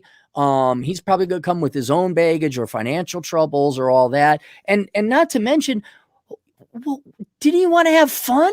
Do you want to fall in love and maybe have a family in your 20s and 30s? What, you're 40. I mean, and for women, that's like the 8th inning. I guess you got an inning and a half to go. Men can pull it off. I mean, because of our longer shelf life, but guys, I mean, I really wish you'd all stop hemming and hawing about the girl and either go to the gym or give it up already. But you will waste your life. You will see, like the black pill where it's like, let the hate consume you. It's like, boy, I got a lot of other things than now. Look, I won't lie. I love a good "I told you so" or a comeuppance story. I very much appreciate Better Bachelor. I love It's the Popcorn Show, but I got other things to do aside from like rage and seethe at girls for ignoring me in the past or whatever. And so it's like we're trying to give you freedom, either the freedom to go and successfully pursue women with no guarantees, of course, because things are changing, of course, or just go be free and live your life. And if you're an intellectual, you got a high IQ, there must be, at least you're not dumb. You have other things you could do. You could work on nuclear fusion. You could read philosophy. You could, whatever is, alloys, metallurgy, something, whatever gets start a company, start a business. But for God's sake, stop being a slave to women and your cowardice of the gym. Right. I always cite this story. I got a few let's see, Chrome tabs here to share with you guys here in a second. Hey, how did the zeros and ones come up? Did we get a lot of ones or zeros? We had a lot of zeros. A lot of zeros. Okay, there you go. All right. Yep. So here's this one I really liked. I thought this was interesting. This is from Rolf. Now, Rolf Deg, I follow this guy, Degan. I hope I'm not butchering his name there. Anyways, this was something I bookmark his stuff occasionally because it sort of fits in. So I went and kind of plumbed the depths of all of my bookmarks for this guy. This is what he does is he's just sort of like a reporter when it comes to like psychological research and metadata and that kind of thing. And one of the things he's saying here is that this is from a Science Direct research article, and this is actually quite some time ago. I think it was like almost a year ago. So it says men scored higher than women on emotional stability across countries, even more so in highly individualistic societies. So that's number one. I wanted to pop that one on there. And if you want these the sources cited for today, I'll be happy to give them to you later on here.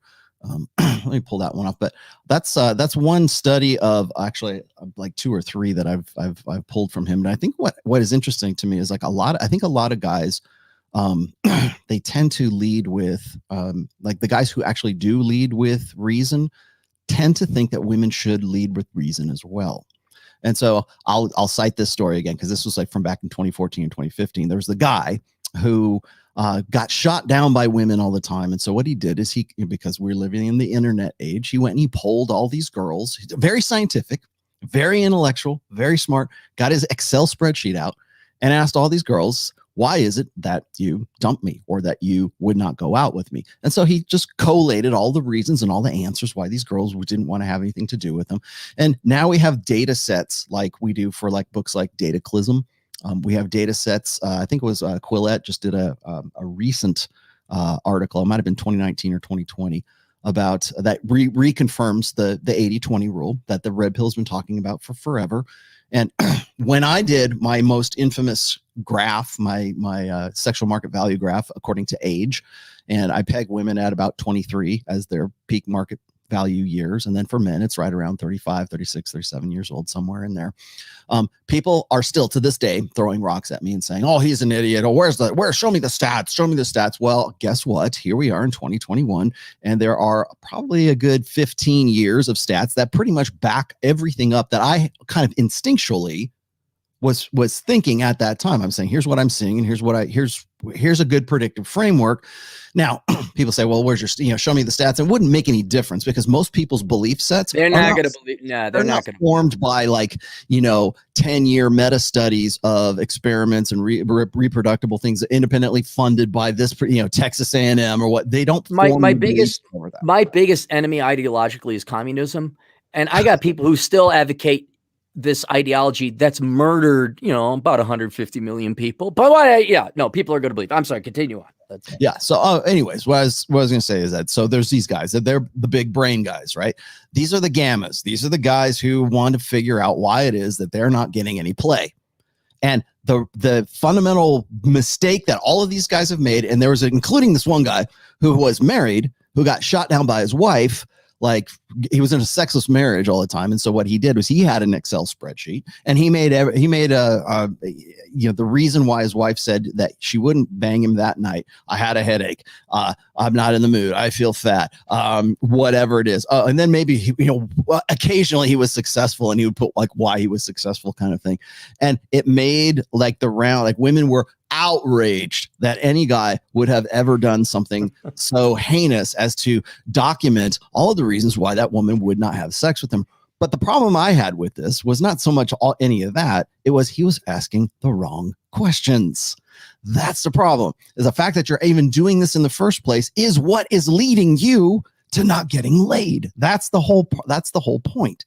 And so it's like, what is it? Physician, heal thyself. They don't understand that the actual, the act of thinking that would be a good logical way to do things to get more sex is actually what is preventing you from getting more sex. So when guys say they don't, or like when guys say like, women are just these emotional children, or women, I've said this in the past, women lead with emotion. It's instinct, emotion, and reason for women. And for men, it unconditioned, it's usually instinct, reason, and then emotion. We can see that right now when I talk about how we live in an emotion, in a society that is built on emotionalism. You want to talk about communism and socialism? It's because women are fundamentally communitarian. That's why it seems like voting proves it's not seem they are. Yeah, it feels good to a female psyche or a female perspective to be one for you and one for you and one for you, and we're all going to be okay, and we're all going to go around, and he's going to pay for it. Oh, and Jenny, she's pregnant, so she gets 2, and yeah, you're going to all pay for this kind of stuff, because that seems like logic to a female primary way of interpreting the world. So when people say, "Well, where's your quotes for this? Where's your sites?" Well, here it is. Men tend to be more emotionally stable. Why is that? Because unassisted and unconditioned and unfeminized, men tend to operate from instinct, reason, and then emotion. The problem is that guys seem to think that women should be the same way as they are, because they believe in the blank slate. So if I'm this perfectly rational, reasonable person, and open communication solves all problems, then all I have to do is show her this spreadsheet and say, here's why I have a problem in our marriage, honey, and we need to go to counseling because you wouldn't bang me on all of these dates, and you had a headache here, and you said you felt fat here, and then basically, rationally going through point by point and naively believing she's going to tell him the truth. Yeah. That's hilarious. And okay, what's she going to say? Oh, you're right. After seeing all of this empirical data, I really want to have sex. I guess I better start having sex with you. I suddenly feel like I should have sex with you because you made this Excel spreadsheet.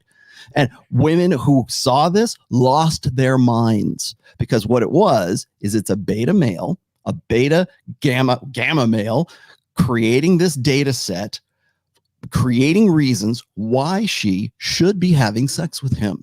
Or the guy who's trying to figure out, like the previous guy, why he's trying to figure out other women won't have sex with him. And so he comes up with these data sets and says, ladies, what do I have to do to change so that you will have sex with me?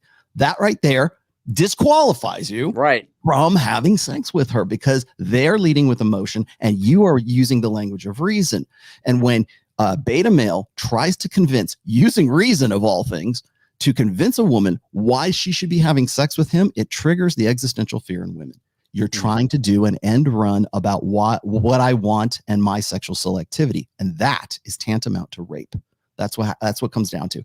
You are trying to get me to have sex with you using rational, reasonable data sets in your Excel spreadsheet to convince me that you are actually an alpha male. That's where, and so that's why, and Box Day said this, when he had polled girls and talked to them about like gamma males, he said that the girls reported back to him and said they had an uncontrollable, they have no irrational desire to punch those guys in the face. Because that, and why is that? Because they're giving up the game. They're trying to do an end run around their sexual selectivity using logic and reason, and women go, no, you don't get it, and I'm not going to bang you, and you want me to have sex with you without consent, or the consent that you think I should give you because you made your case, because you had the data sets here. And so that's what triggers that. Go ahead. A more modern day is like, didn't they pass a law in New York where it's illegal if you lie about your status or income to women? And then you had sex under the understanding you were a rap mogul or whatever. I mean, did that pass the law or something? I think I mentioned that not too long ago. Actually, it was in the rape culture video I did with Myron and Fresh about a week ago, and I mentioned that and this was an Australian law, and I think there was some in the United States as well. I'm not sure. I think it was like in the state of Tennessee, but what it was is that New York City, but I could be wrong. What they wanted to do is that if a woman had sex with a guy or gave sexual consent to a guy under false pretenses, that consent could not have been given because she thought he presented himself as being like he was going to make partner in the law firm, or he's a surgeon or something, and then they wake up the next morning and he has to go to work at Subway because he's a sandwich artist, right? It's on his head. I could just see that. That'd be great. Exactly. So she would not. She had sex with him under the pretense that he was really a surgeon, right? And comes to find out that he's actually barista or whatever. That removes consent, and there was supposed to be laws on the books. Women will literally legislate that into law. So because it doesn't matter if the guy was hot or not, if he sold himself as that, then they can remove consent retroactively. Therefore, guy is guilty of rape. Do you understand why I'm for prostitution? You see why I'm so pro seeking arrangement? Yes. Suddenly it makes sense. I'm done with this. I'm out of here. Seems like, but that's the thing. Now imagine you're the guy who has sex with the girl, or you're trying to have sex with the girl, and you say, look, I'm the guy who you should be having sex with because here's my Excel spreadsheet and here's all the logical data as to why I'm the one that should be selected and not Giga Chad, the quarterback, right, that you want to get with, because I'm more intellectually honest. I'm more emotionally available. I'm a better communicator. I would read homework to our kids, all this great stuff that maybe she's looking for once she gets to be like 31, 32, 33 years old. But certainly not when she's 23 and wanting to make her own decisions for herself when it comes to, who it is she's going to give consent to and who she's not going to give consent to. So it triggers the existential fear when men lead with reason, because women figure it out. And they love it too. It feels good to, I got him. In fact, Vox Day is like, they want to punch that guy in the face, and they can't even tell you why they want to punch the guy in the face.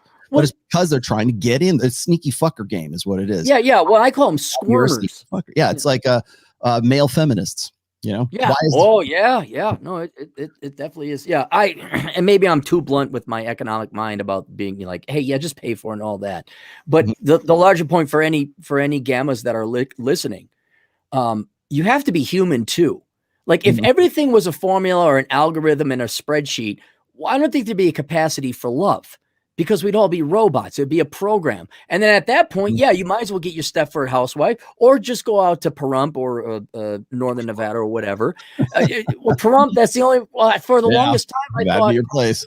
Yeah. Well, I thought prostitution was legal in Vegas. And then when I spent a couple winters on it, like, no, it's not legal here. You got to go over to Pahrump. It's a Mound House, man. Go to Dayton. I'll show you where it's legal. No, that's all right. No, that's okay. But, and then also going back to your triage of what emotion trumps reason with women. So you have to be human. You have to be charismatic. There has to be a you. It can't just be formulas. I do all this. I execute on these things. And now the result after the computer runs its tab is now she's bobbing up and down on my crotch. No, you can take math to a certain extent. You could take research and numbers. You don't tell women you're doing it, but in the end, you give away the game. You gotta, honestly, you guys could stand to watch some Cary Grant flicks and some old 1960s, 50s romantic comedies, and you can lift, if you're not comfortable being on the fly, you can lift some of these sayings they have and plagiarize them, because no girl is watching classic Cary Grant or Gregory Peck flicks. All right, it just isn't happening. All right, but you have to develop some core, some persona that not every girl's going to like, but once you develop one that's honest and true to you, that's way better than going in there with a formula and a check mark box and executing a computer program. So, but maybe that's too much work. Maybe, picking up ballroom dance and learning to be witty is too long. I understand it's a years long process, but do you want the girls or not? Let me throw this one on there. Tony, this is a really good question. It kind of gets to the point that I'm about to make here with Rolf again. Women don't select for intelligence, or at least intelligence isn't important in a mate, but later on, what parent wants a non-intelligent child? Okay, well, it's not about want.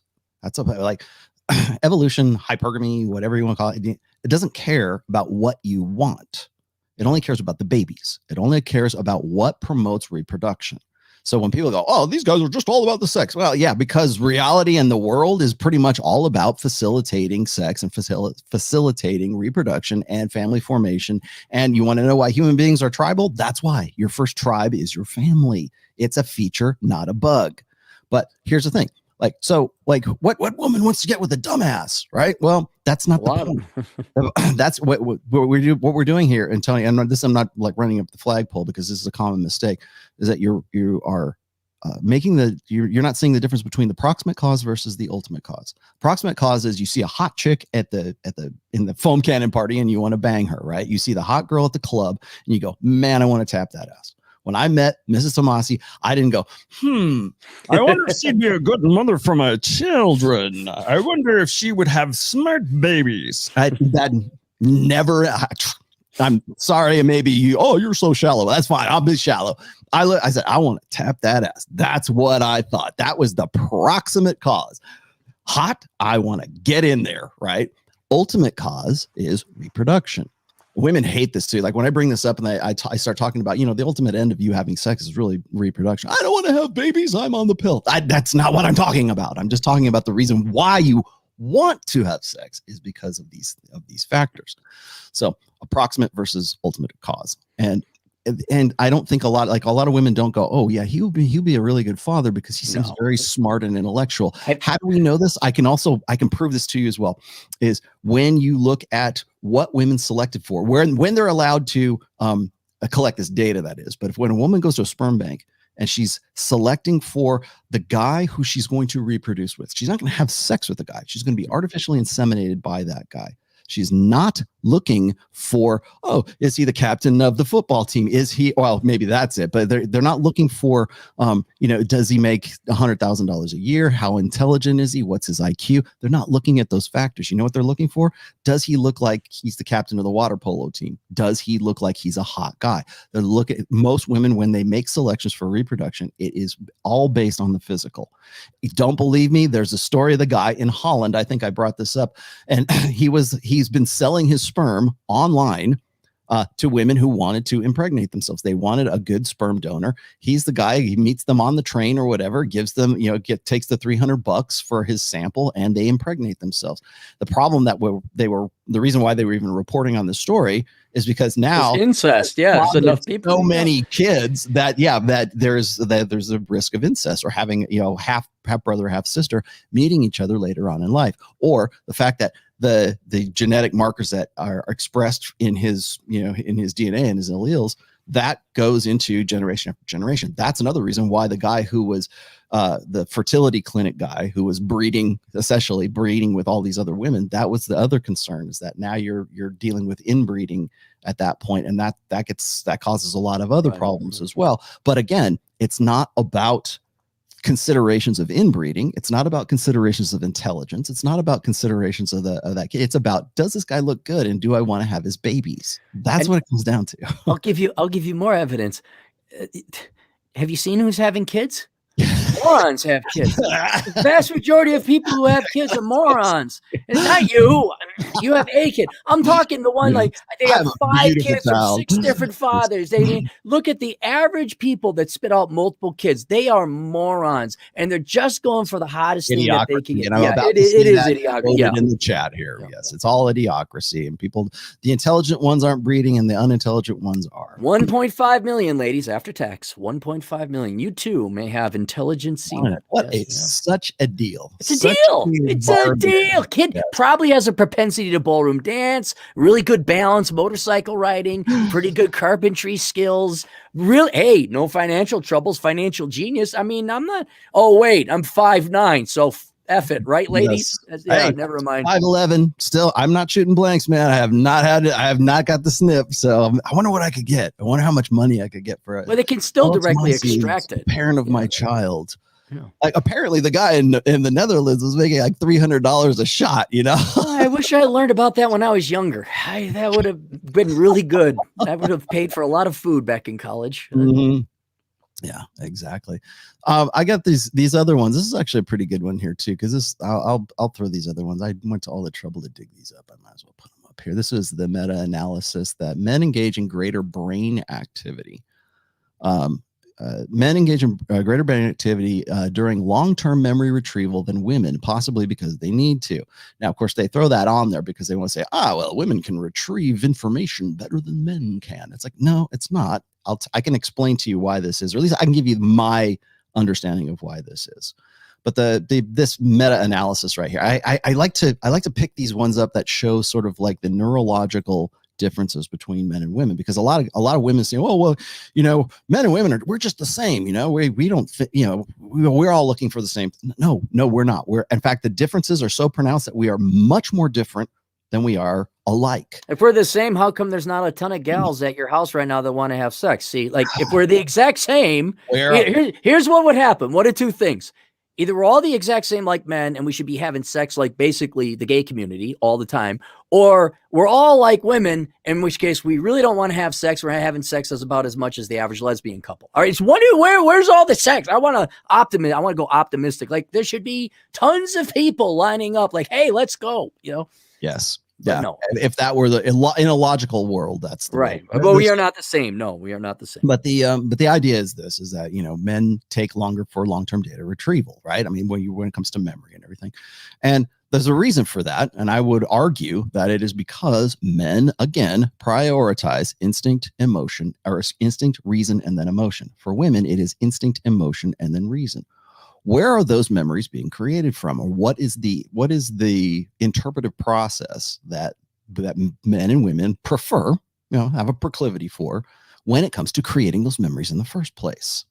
I would argue that for men, unassisted and unaided and unlearned, men are going to start from the position of reason first. And yes, that's going to be slower than it is when you're retrieving memories based on feelings, because emotion is a much faster interpretive process. There's no thinking. You have no thinking at all. There's no data at all. None. It's feeling. And and I'm going to get this question, so I'm just going to throw this out there because people keep saying, well, where does Rollo have his stats from this, you know, instinct, emotion, reason? It's called the triune mind. Look it up. It's all over Google. If you would take 1 second. Nah, too much. Stop being intellectually. They'd have to look up the federal budget. They'd have to take a second. Google and look up the triune. Hey, Spider-Wolf came out with some zany crap on her channel. I'd rather do that. Yeah. yeah. Exactly. Spider-Wolf. Wait, no, is it Sniper Wolf? No, I don't know who Sniper Wolf is, but what was the one we talked about yesterday? It was like, ultimate red pill 60 of 420, 69 or something. Is that a real thing, or just Ryan no, just make that up? Wasn't, but it was funny as hell. I forget who. I think it was Ryan who brought that up. That was funny. But seriously, look up the triune mind theory. That's exactly what I'm talking about. And there are physical components to it. There's the lizard brain, the hind brain is where instinct is.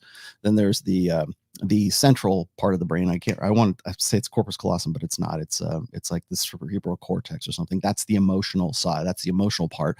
And then the gray matter that makes up most of your brain. That's where the reason is stored. So it's not just something I'm pulling out of my ass. It's been around for a very long time, and I've used it really. I think I've used triune mind since like 2016. So there you have it. Go look it up. It's on you now. So I got that. I got this other one. This is a really good one. This is David Schmidt. He's another good psychologist that I follow as well. Where did it go? There it is. Intelligence and physical violence. This goes back to the idea of like physicality versus intelligence. Now, clearly along the way, intelligence had to be something that was primary to it's either human intelligence was either sort of an adaptation to the reproductive process, or it was selected for. Now, I can argue, there's arguments right now that say that, creative intelligence, like, are you good at like painting pictures, improvising, creating new things, inventing things like a new house, or build a castle kind of thing, so that you can keep the invading hordes out, or to build something that's going to survive a hurricane. That kind of improvisational creative intelligence. There are also theories that say that was selected for. So if a guy can create like a little bird, let's just say, can make a nice little nest and it has nice little shiny things in it, that bird is going to do better reproductively than the bird that can't do that. His name is Frank. Great bird. No. Yes. So, Frank the bird. This is a really good one, though. It's intelligence and physical violence emerged as being especially likely to boost men's sex partner accumulation. For high socioeconomic status to be sexually attractive to women, men must demonstrate they are capable of physical aggressive behavior. That goes back again to the idea that women like a guy who has a capacity for violence. Mm-hmm. So again, what is it that, and what are the physical cues for a man who has a capacity, or it seems like he could beat the shit out of somebody else? In our ancestral past, the highest form of demonstrating higher value, DHV, was killing the next motherfucker. Killing the other guys, right? That was how you did it. That was how you showed that. That's kind of antisocial now. I'm not right. Yeah. Endorsement, but that's why you want to know why women select for violent men. That's why. I'm picturing Rich with a Vikings helmet. Doesn't he look like a Viking? The beard. We just got him a Viking helmet. I think he'd fit very well in it. Yes. All right. So that's that one. Let me see if I've got some other ones that are related to what we're talking about here. What I don't get is why it's so hard for people to, it's not like this has been a secret, but like in the past, strong men protected women and the children. I don't see why it gets to the basically weakness. Men just don't want to do it. I don't know. Maybe I got to. Yeah, you should ask that, because let's see. I've got Rob Henderson's data right here. Convicted criminal offenders had more children than individuals never convicted of a criminal offense. Importantly, the reproductive success of criminals was explained by a fertility increase from having children with several different partners. So it's not just that we have, and this is the great thing about living in 2021, is it's not just that we have the petitioned data or the sociological stats. Now we can actually look at the human genome and we can see who reproduce. Like, what was it? 1 in every 200 guys on planet Earth is a direct DNA descendant of Genghis Khan. Yeah, I'm gonna go out on a limb here and say it wasn't because he had all these chicks that really wanted to bang him. It's probably because he was out there raping and pillaging and slaughtering. Right. Yeah. Most likely the case. And it probably wasn't because he was a nice, sensitive guy who was probably on a lot of guys' shit lists at that point. It wasn't because he was a good listener and left the football team because he was not adversary. He was an ally. I don't think it's because he was an ally. Don't think it. Yes. So that's Rob Henderson. So criminal offenders had more children than individuals who didn't. And then last but not least, I've got this. This one we can finish off with this one because I think this is probably a really good one here too. Let me put that up.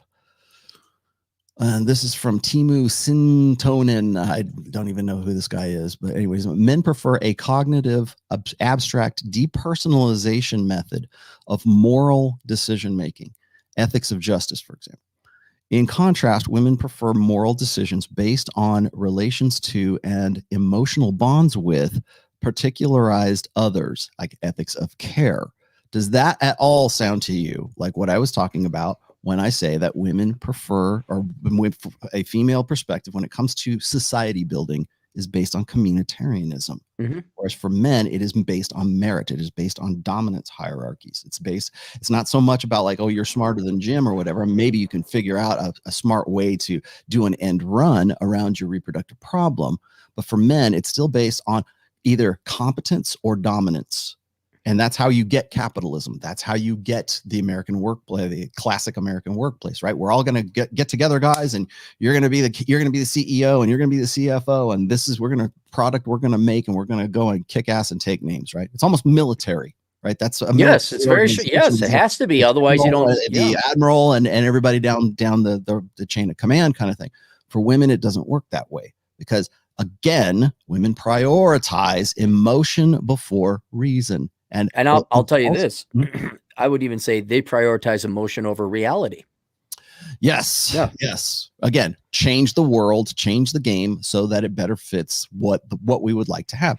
And that's a really good observation, because what is it that women need primarily in this lifetime? Particularly to be told no. To be told they need told no. They need security is what they need. Right. Yeah, that too. Yeah. Okay. They need because women are the vulnerable sex. They're the ones who have the higher reproductive costs. So a lot of this, the red pill's just focused on sex. Yeah, you're goddamn right it is, because that's whatever all the rest of this is. You want to know why guys have dominance and competition hierarchies?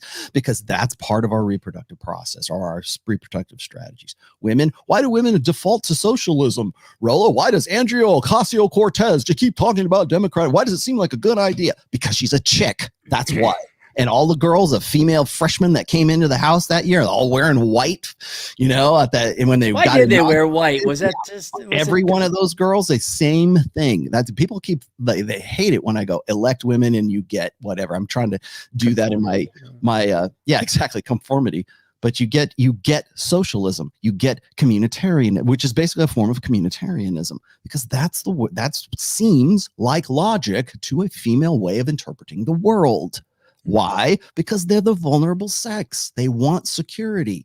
They want to change the nature of the world and the game to better suit the fact that they're vulnerable. They have a higher investment cost when it comes to reproduction. And so if it takes you 9 months to gestate a child, and then it takes you another 7 or 8 years to raise that child to, put food in its mouth and to run away from danger, then that's you've got to pick the right guy. You got to pick the guy who's going to stick around. You got to pick the guy who can kick ass, who has a capacity for violence, protect you from the other tribe, protect you from the saber-toothed tigers. Not a guy who does spreadsheets analysis. Not the guy who does spreadsheets. Yeah. Oh, okay. Just back to our gamma high IQ people there. Exactly. And so it's not necessarily, a lot of people want to say that human intelligence is really a spandrel.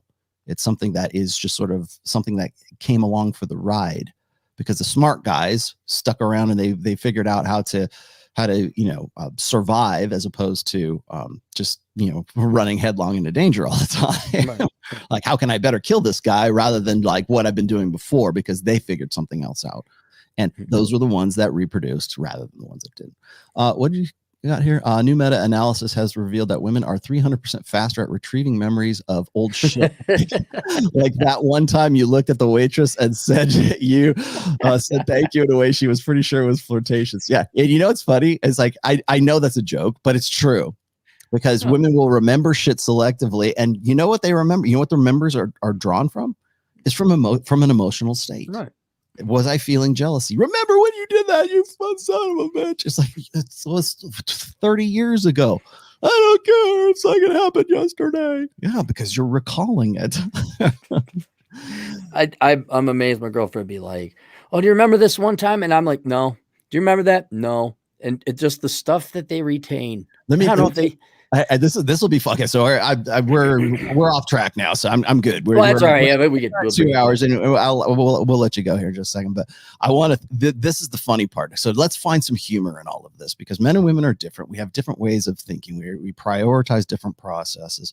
Our brains are not the same. They're not wired the same. Women are better at communication. Men are better at like analytics. And you want to know why we get all bent out of shape when some chick says, "Oh, 2 + 2 = 5." It just depends on how the equation made you feel. And you're like, this CPA, and you're like, bullshit. You want to know why that is? It's because there's a fundamental biological difference in our psychologies and in our certainly our hormones, certainly in the way that our brains are structured. So, but here's the fun part of all of this. Have you ever been? Here's a hypothetical question for you, Cabby. Have you ever been watching a movie with your girlfriend or whatever, and it's a new movie, or it's maybe you're watching a series or something on Netflix, and she gets, maybe it's a tense moment, or maybe something's going to happen, and she comes up to you. Has she ever done this to you? What's going to happen? why did he do that? Like quite ask you the question about something that's in the plot of the actual show that you're watching and expect you to know what the fuck is actually going to happen. Yeah, kind of. She'll say, well, what do you think? Or what we'll do is I say, I bet you it's this guy who did the thing and the stuff. She's like, well, how do you always know? Because then it ends up being right. It's like, because I pay attention, and maybe I'm just better at it. I don't know. I don't know if it's male, female, but maybe I'm just paying attention. But kind of, yeah, that has happened in different ways. But it almost is a default to like, do you know what's going on? Because I don't. And hopefully I think they do want to feel safe. Like, I hope you know what's going on. It's like, yeah I do. Yeah. Do you know where we're going? Do you know how to get there? Yeah. I love it when like there's that old trope like, oh, men never ask for directions. Why? Are they insecure and they're masculine? No. Because for the most part, men have a better sense of spatial understanding. Like certainly we can manipulate objects in 3 dimensions way better than women do. And we also have a better sense of geopositioning where we are, because we were the hunters and women were the berry pickers, right? They were the gatherers. So we had to go out, find a way to hunt down the caribou, drag it back to the tribe, right? So how do you do that? Well, you've got to have some sort of innate ability at some point. Sun sets that way.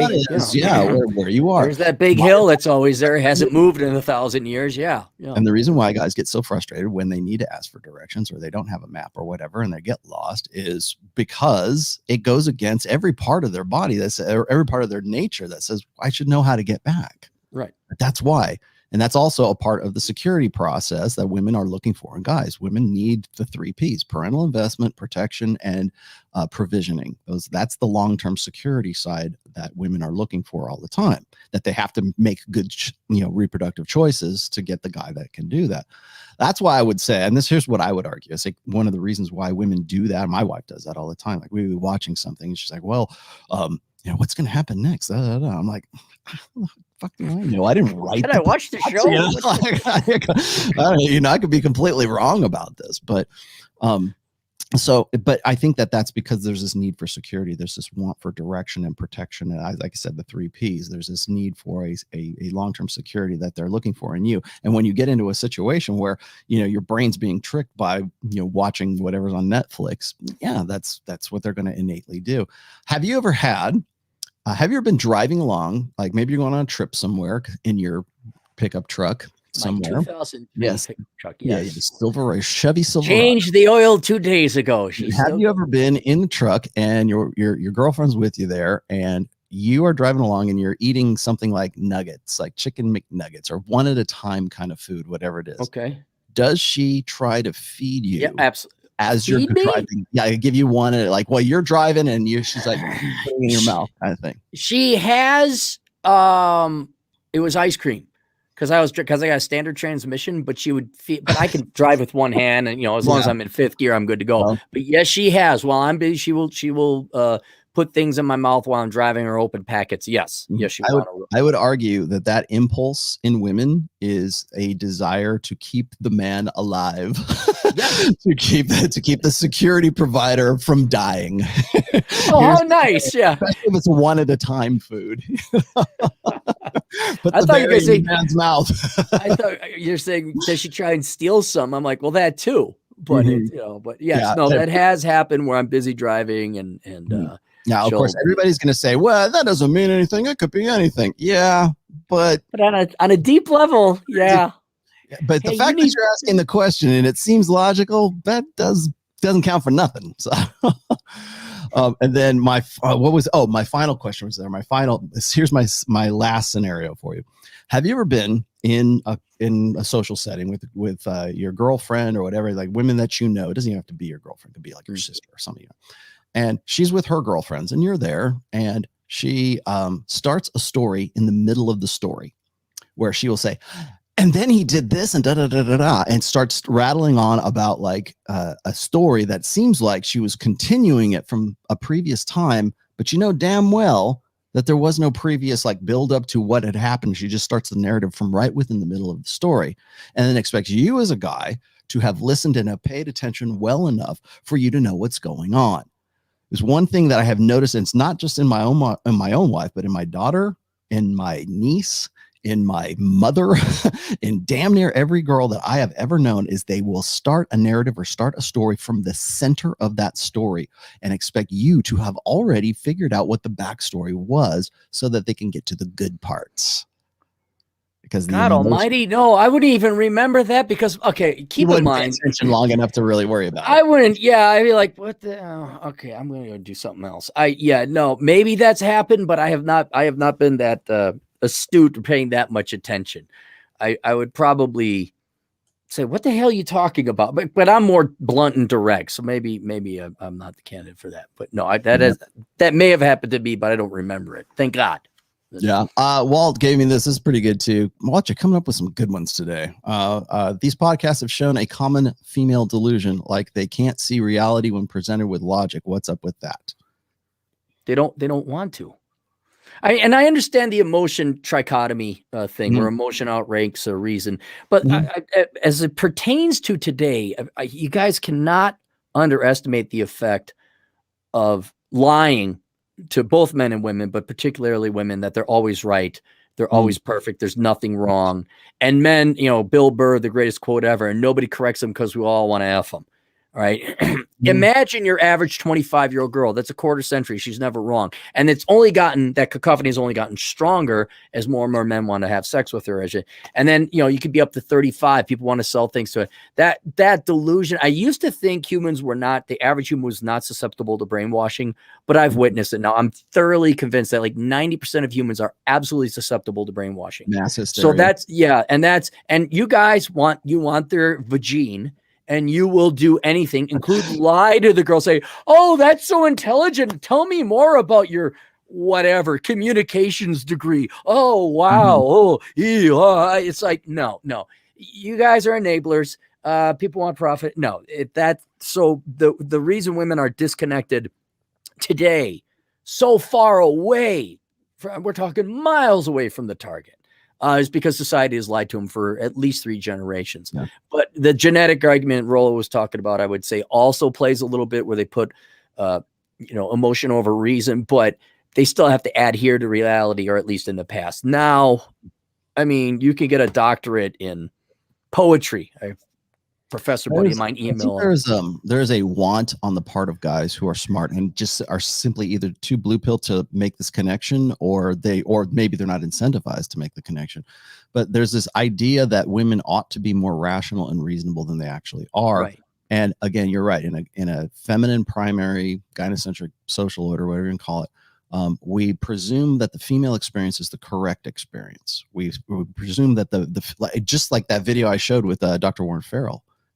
Oh, well, how come it was funny, right? When he's talking about, when the guy leaves the football field and he says, oh, well, you're a great communicator and you're just so sensitive and you want to watch out. You don't want to get a spinal cord injury.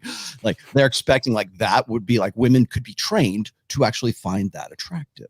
Like that, it should be possible, right? We could train men to find fat women attractive too. As logical as we are, right? They keep saying they want emotionally available men to be like house husbands. Why can't they be, stay-at-home dads? Like because that goes against how the machine evolved. But there's that want or that presumption that ought to be. Well, the logic. It's just the logic. You're like, well, because I had to. It took me a while. But I had to really learn, like, okay, I'm making all major decisions and mediocre decisions, sometimes even the minor ones too. And it's just kind of like, shut up. We're doing it this way. Support me. Thank you very much. But for the longest time, I could not understand because it's logical. It's factual. It's in reality. Right. And then you get angry and frustrated. Like, how did you not see this happening? Pay attention. No, that's not what's, unless it's a very high IQ gal or she's very logical, like a CPA or an engineer, and the brain's been conditioned. But no, they are not logical. I mean, they have the capacity for it, but to expect that out of women, especially when it comes to romance and sex and all, no, that is out the window. Out the window. And a lot of that kind of goes back to the presumption of the blank slate, which is old order thinking at this point. Right. And again, yes, Sifu, that is exactly what the son of a bitch is talking about. Okay. That's exactly what he was saying. this want for this kinder, gentler guy, right? Women aren't select. I mean, we can see it here, black and white. We have the data, we have the video, we have the empirical evidence that shows that this is what women are selecting for. We can look at it in the human genome. We can look at it in behavioral studies. I'll give you empirical or case study. Every time when I was a nice guy, I got ran over. When I not treating women like crap, but I'm not every time, not like, oh, there was an exception. But when I've looked at gals like I've been damn like, shut up. And then you know what? Wow, they're having sex with me later on that night. Go on a tear. Yeah, I mean, if and it's, you know, you fly off the handle, go on a tirade. If this happens, I'm getting my dick sucked that night. I don't even like it. I don't like being angry. I don't like going into rages. I don't like having to constantly discipline, not in a physical sense. But you know what? By God, that got me way better results than, well, and here's where my libertarianism hurts me. Like, no, freedom. You make your own choice. No, you have to like it. I'm not at this stage yet, but I'm almost there. She'll have the steak and a shot of whiskey and a soda water. I mean, I'm almost getting to the point I got to order for them, but I'm not there yet. But yes, I know idealistically or politically you want people to have independent rights. It does, but to go back to your point, being nice does not work. Being a dick, being an asshole, and holding your ground, and with a little bit of anger and rage goes a long way, very long way. Yeah. So absolutely. And you will run into I've used that argument several times, and especially with guys who are, you know, notables in evolutionary psychology, because there's a lot of guys who still want to say, well, you know, generous men, more amicable, nice guys. Altruism is definitely a thing. Like, well, you just like the girl. You just want to treat her nice. Yeah, exactly. Or maybe that's what you want to do. And now a lot of people want to say, well, that's a selected for trait, right? Because we need that for like a social cohesion kind of thing. Absolutely. You can't be an asshole 100% of the time. But if you want to get laid, if you want to establish frame, that's what you have to do. I had this discussion last week in Miami. It was also, we were talking about, being nice versus being more aggressive, or being, it was a dark triad traits. Now this was on Sterling Cooper's channel, because I did a show with him and Justin there. And we talked about that as well, as like the vulnerability side of things. Like, women constantly say, well, men need to be more vulnerable. It's like, no, that vulnerability, that desire for vulnerability from guys is, well, first of all, it's a shit test. And then second of all, it's only valued when the guy is already an asshole to begin with. If the guy is already a dominant alpha male, and that is his predominant personality traits, yes, vulnerability from that guy, that woman believes that she's the only one who can draw that out of, Beast instead of the, Beauty and the Beast. Like, Belle gets it out of the Beast. Now he's this tender, just Jane taming Tarzan. Yeah, that's endearing. But if you're leading with your vulnerability, if you think it's a form of game, if you're wearing your emotions on the sleeve, you get nothing. You lose, sir. Good day. Lose. Good day, sir. That's where that leads. So, because there has to be a predominant frame that's already set. Vulnerability is only appreciated when that woman has to draw it out of you, when it is not your innate natural way of thinking, because women love that. There are romantic comedies. Every good romantic comedy is based on that formula right there. So, keep that in mind. But again, it's because women are leading with emotion. And so the vulnerability side of things, and well, I don't want to be an asshole all the time. I don't want to be an asshole all the time either. I don't want to have to do that. I would love it if it worked. If nice guys got laid, every guy would be nice.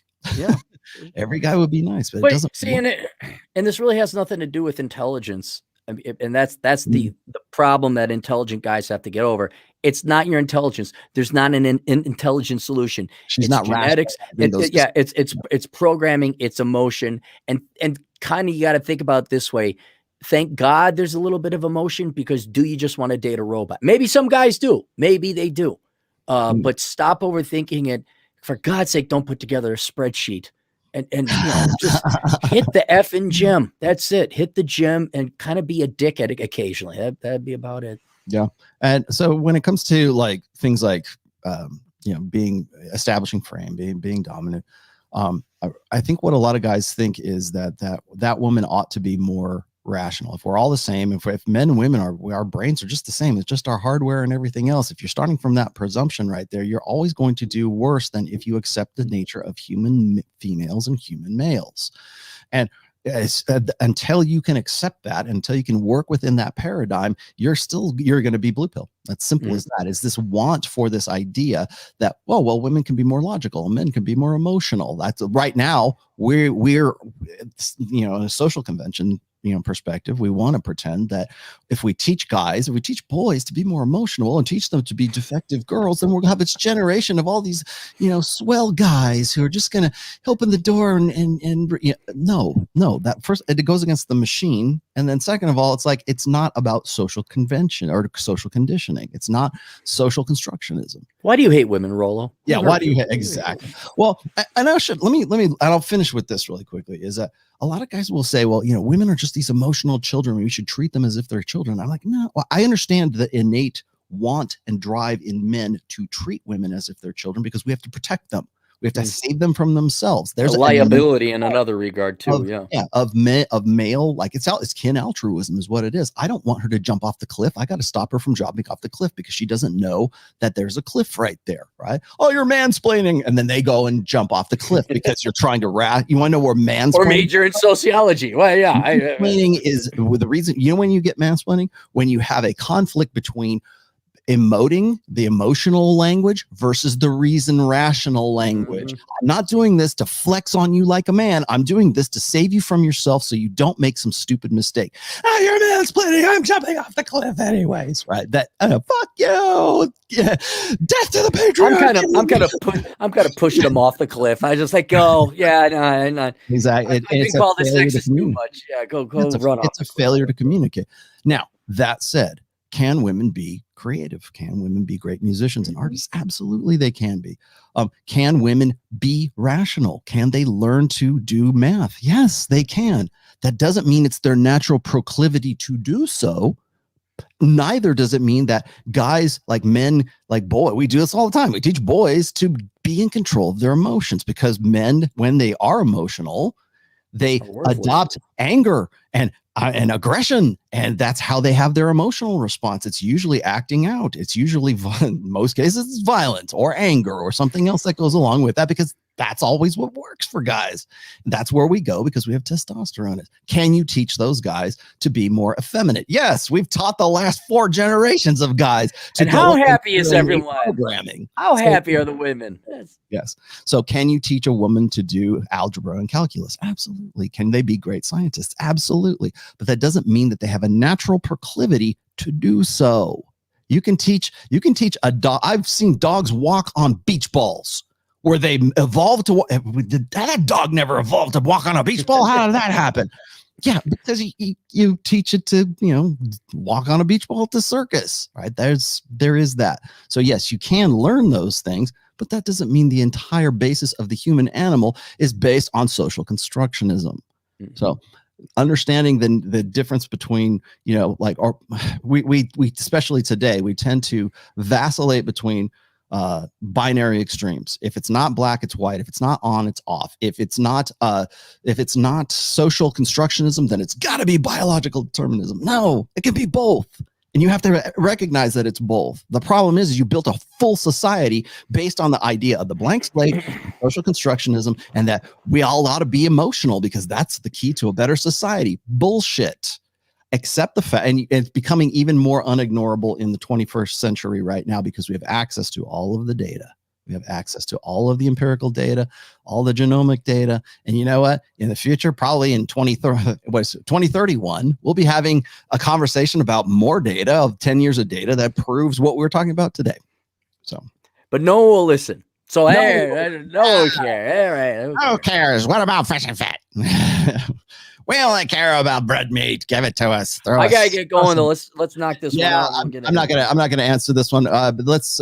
Thanks for joining me today, man. This has been a really great conversation. And of all the people I know, you're the one that I would refer to and consult the first. Do you have anything else that you wanted to pitch real quick?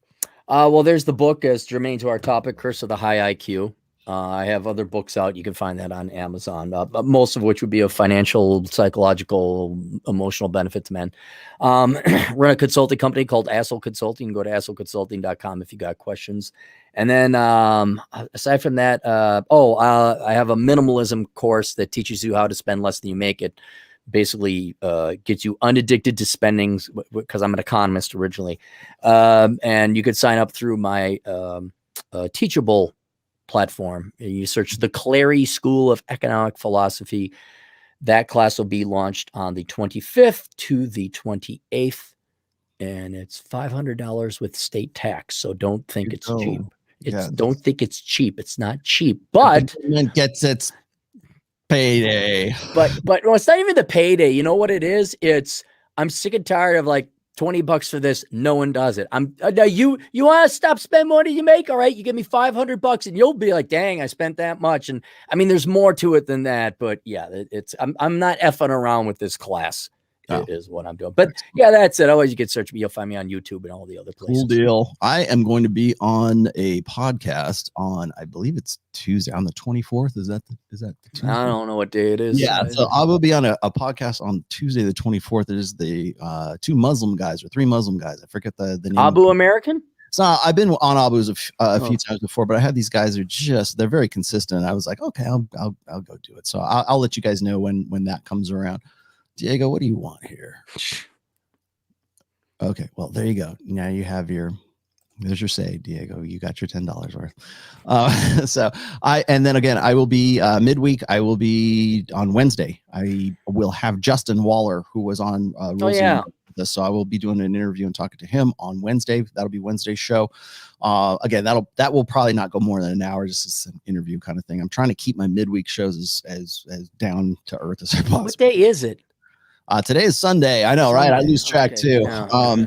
And then between now and then, of course, I have a Clips channel. If you guys have not subscribed to the Clips channel, the Chips channel, go ahead and check that out. It's the first link in the description right now, or you can just simply go to my main channel, and then it's the first thing you'll see if you scroll down just a touch there, and you can sub to that. Everybody who hates these long form shows, well, guess what? Now you can get your quick hit, little sound bites of Rollo for 10 minutes instead of 2 hours and 20 minutes. But they're not as in depth, right? They're the salient points from a lot of these things. So go check that out. That is my new Clips channel, and I've got a guy working on that. Thank you, Gerald. I appreciate you too. And let's see. Yes, I am still working on book 5, the book of game. The player's handbook is what I'm going to call it. So that is in the works. I will probably have that up and available, at least the digital version of it. I'm hoping to have it by at least the first or the second week of September right now. When's the audio coming on your fourth book? Fourth book audio is just about done. I have been listening to samples of it. I've got this new guy, Trey, who is doing the read for it, and it is just fantastic. It should be first week of September, maybe, first, like within the first 10 days of September. Could be sooner, could be less, depends on how Audible decides how much shit they decide to give me for it, but we'll see. It should be just fine. It should go good. So that's coming next month, by the way. So book 4 audio, look for that next month. And then, of course, I am on Rule 0 on Saturday, and I believe it is Ryan who's hosting, or maybe no, it's Troy. Troy's got hosting duties on Saturday. That'll be 11:30 a.m. In Eastern Standard Time. So as always, so hope you guys have enjoyed this conversation. I know I have. At some point, I'm going to have to get to South Dakota, and we'll have to do a one-on-one. We'll have to do a show in your studio, because I really want to get out there. I was looking at the surrounding areas. I'm like, man, this is a great place. So. It's great, yeah, and lots of trout. You were right, yeah. There's tons of trout in those streams. Yep. I'm all about it. All right, man. Thank you for joining me, and we will see you guys next week.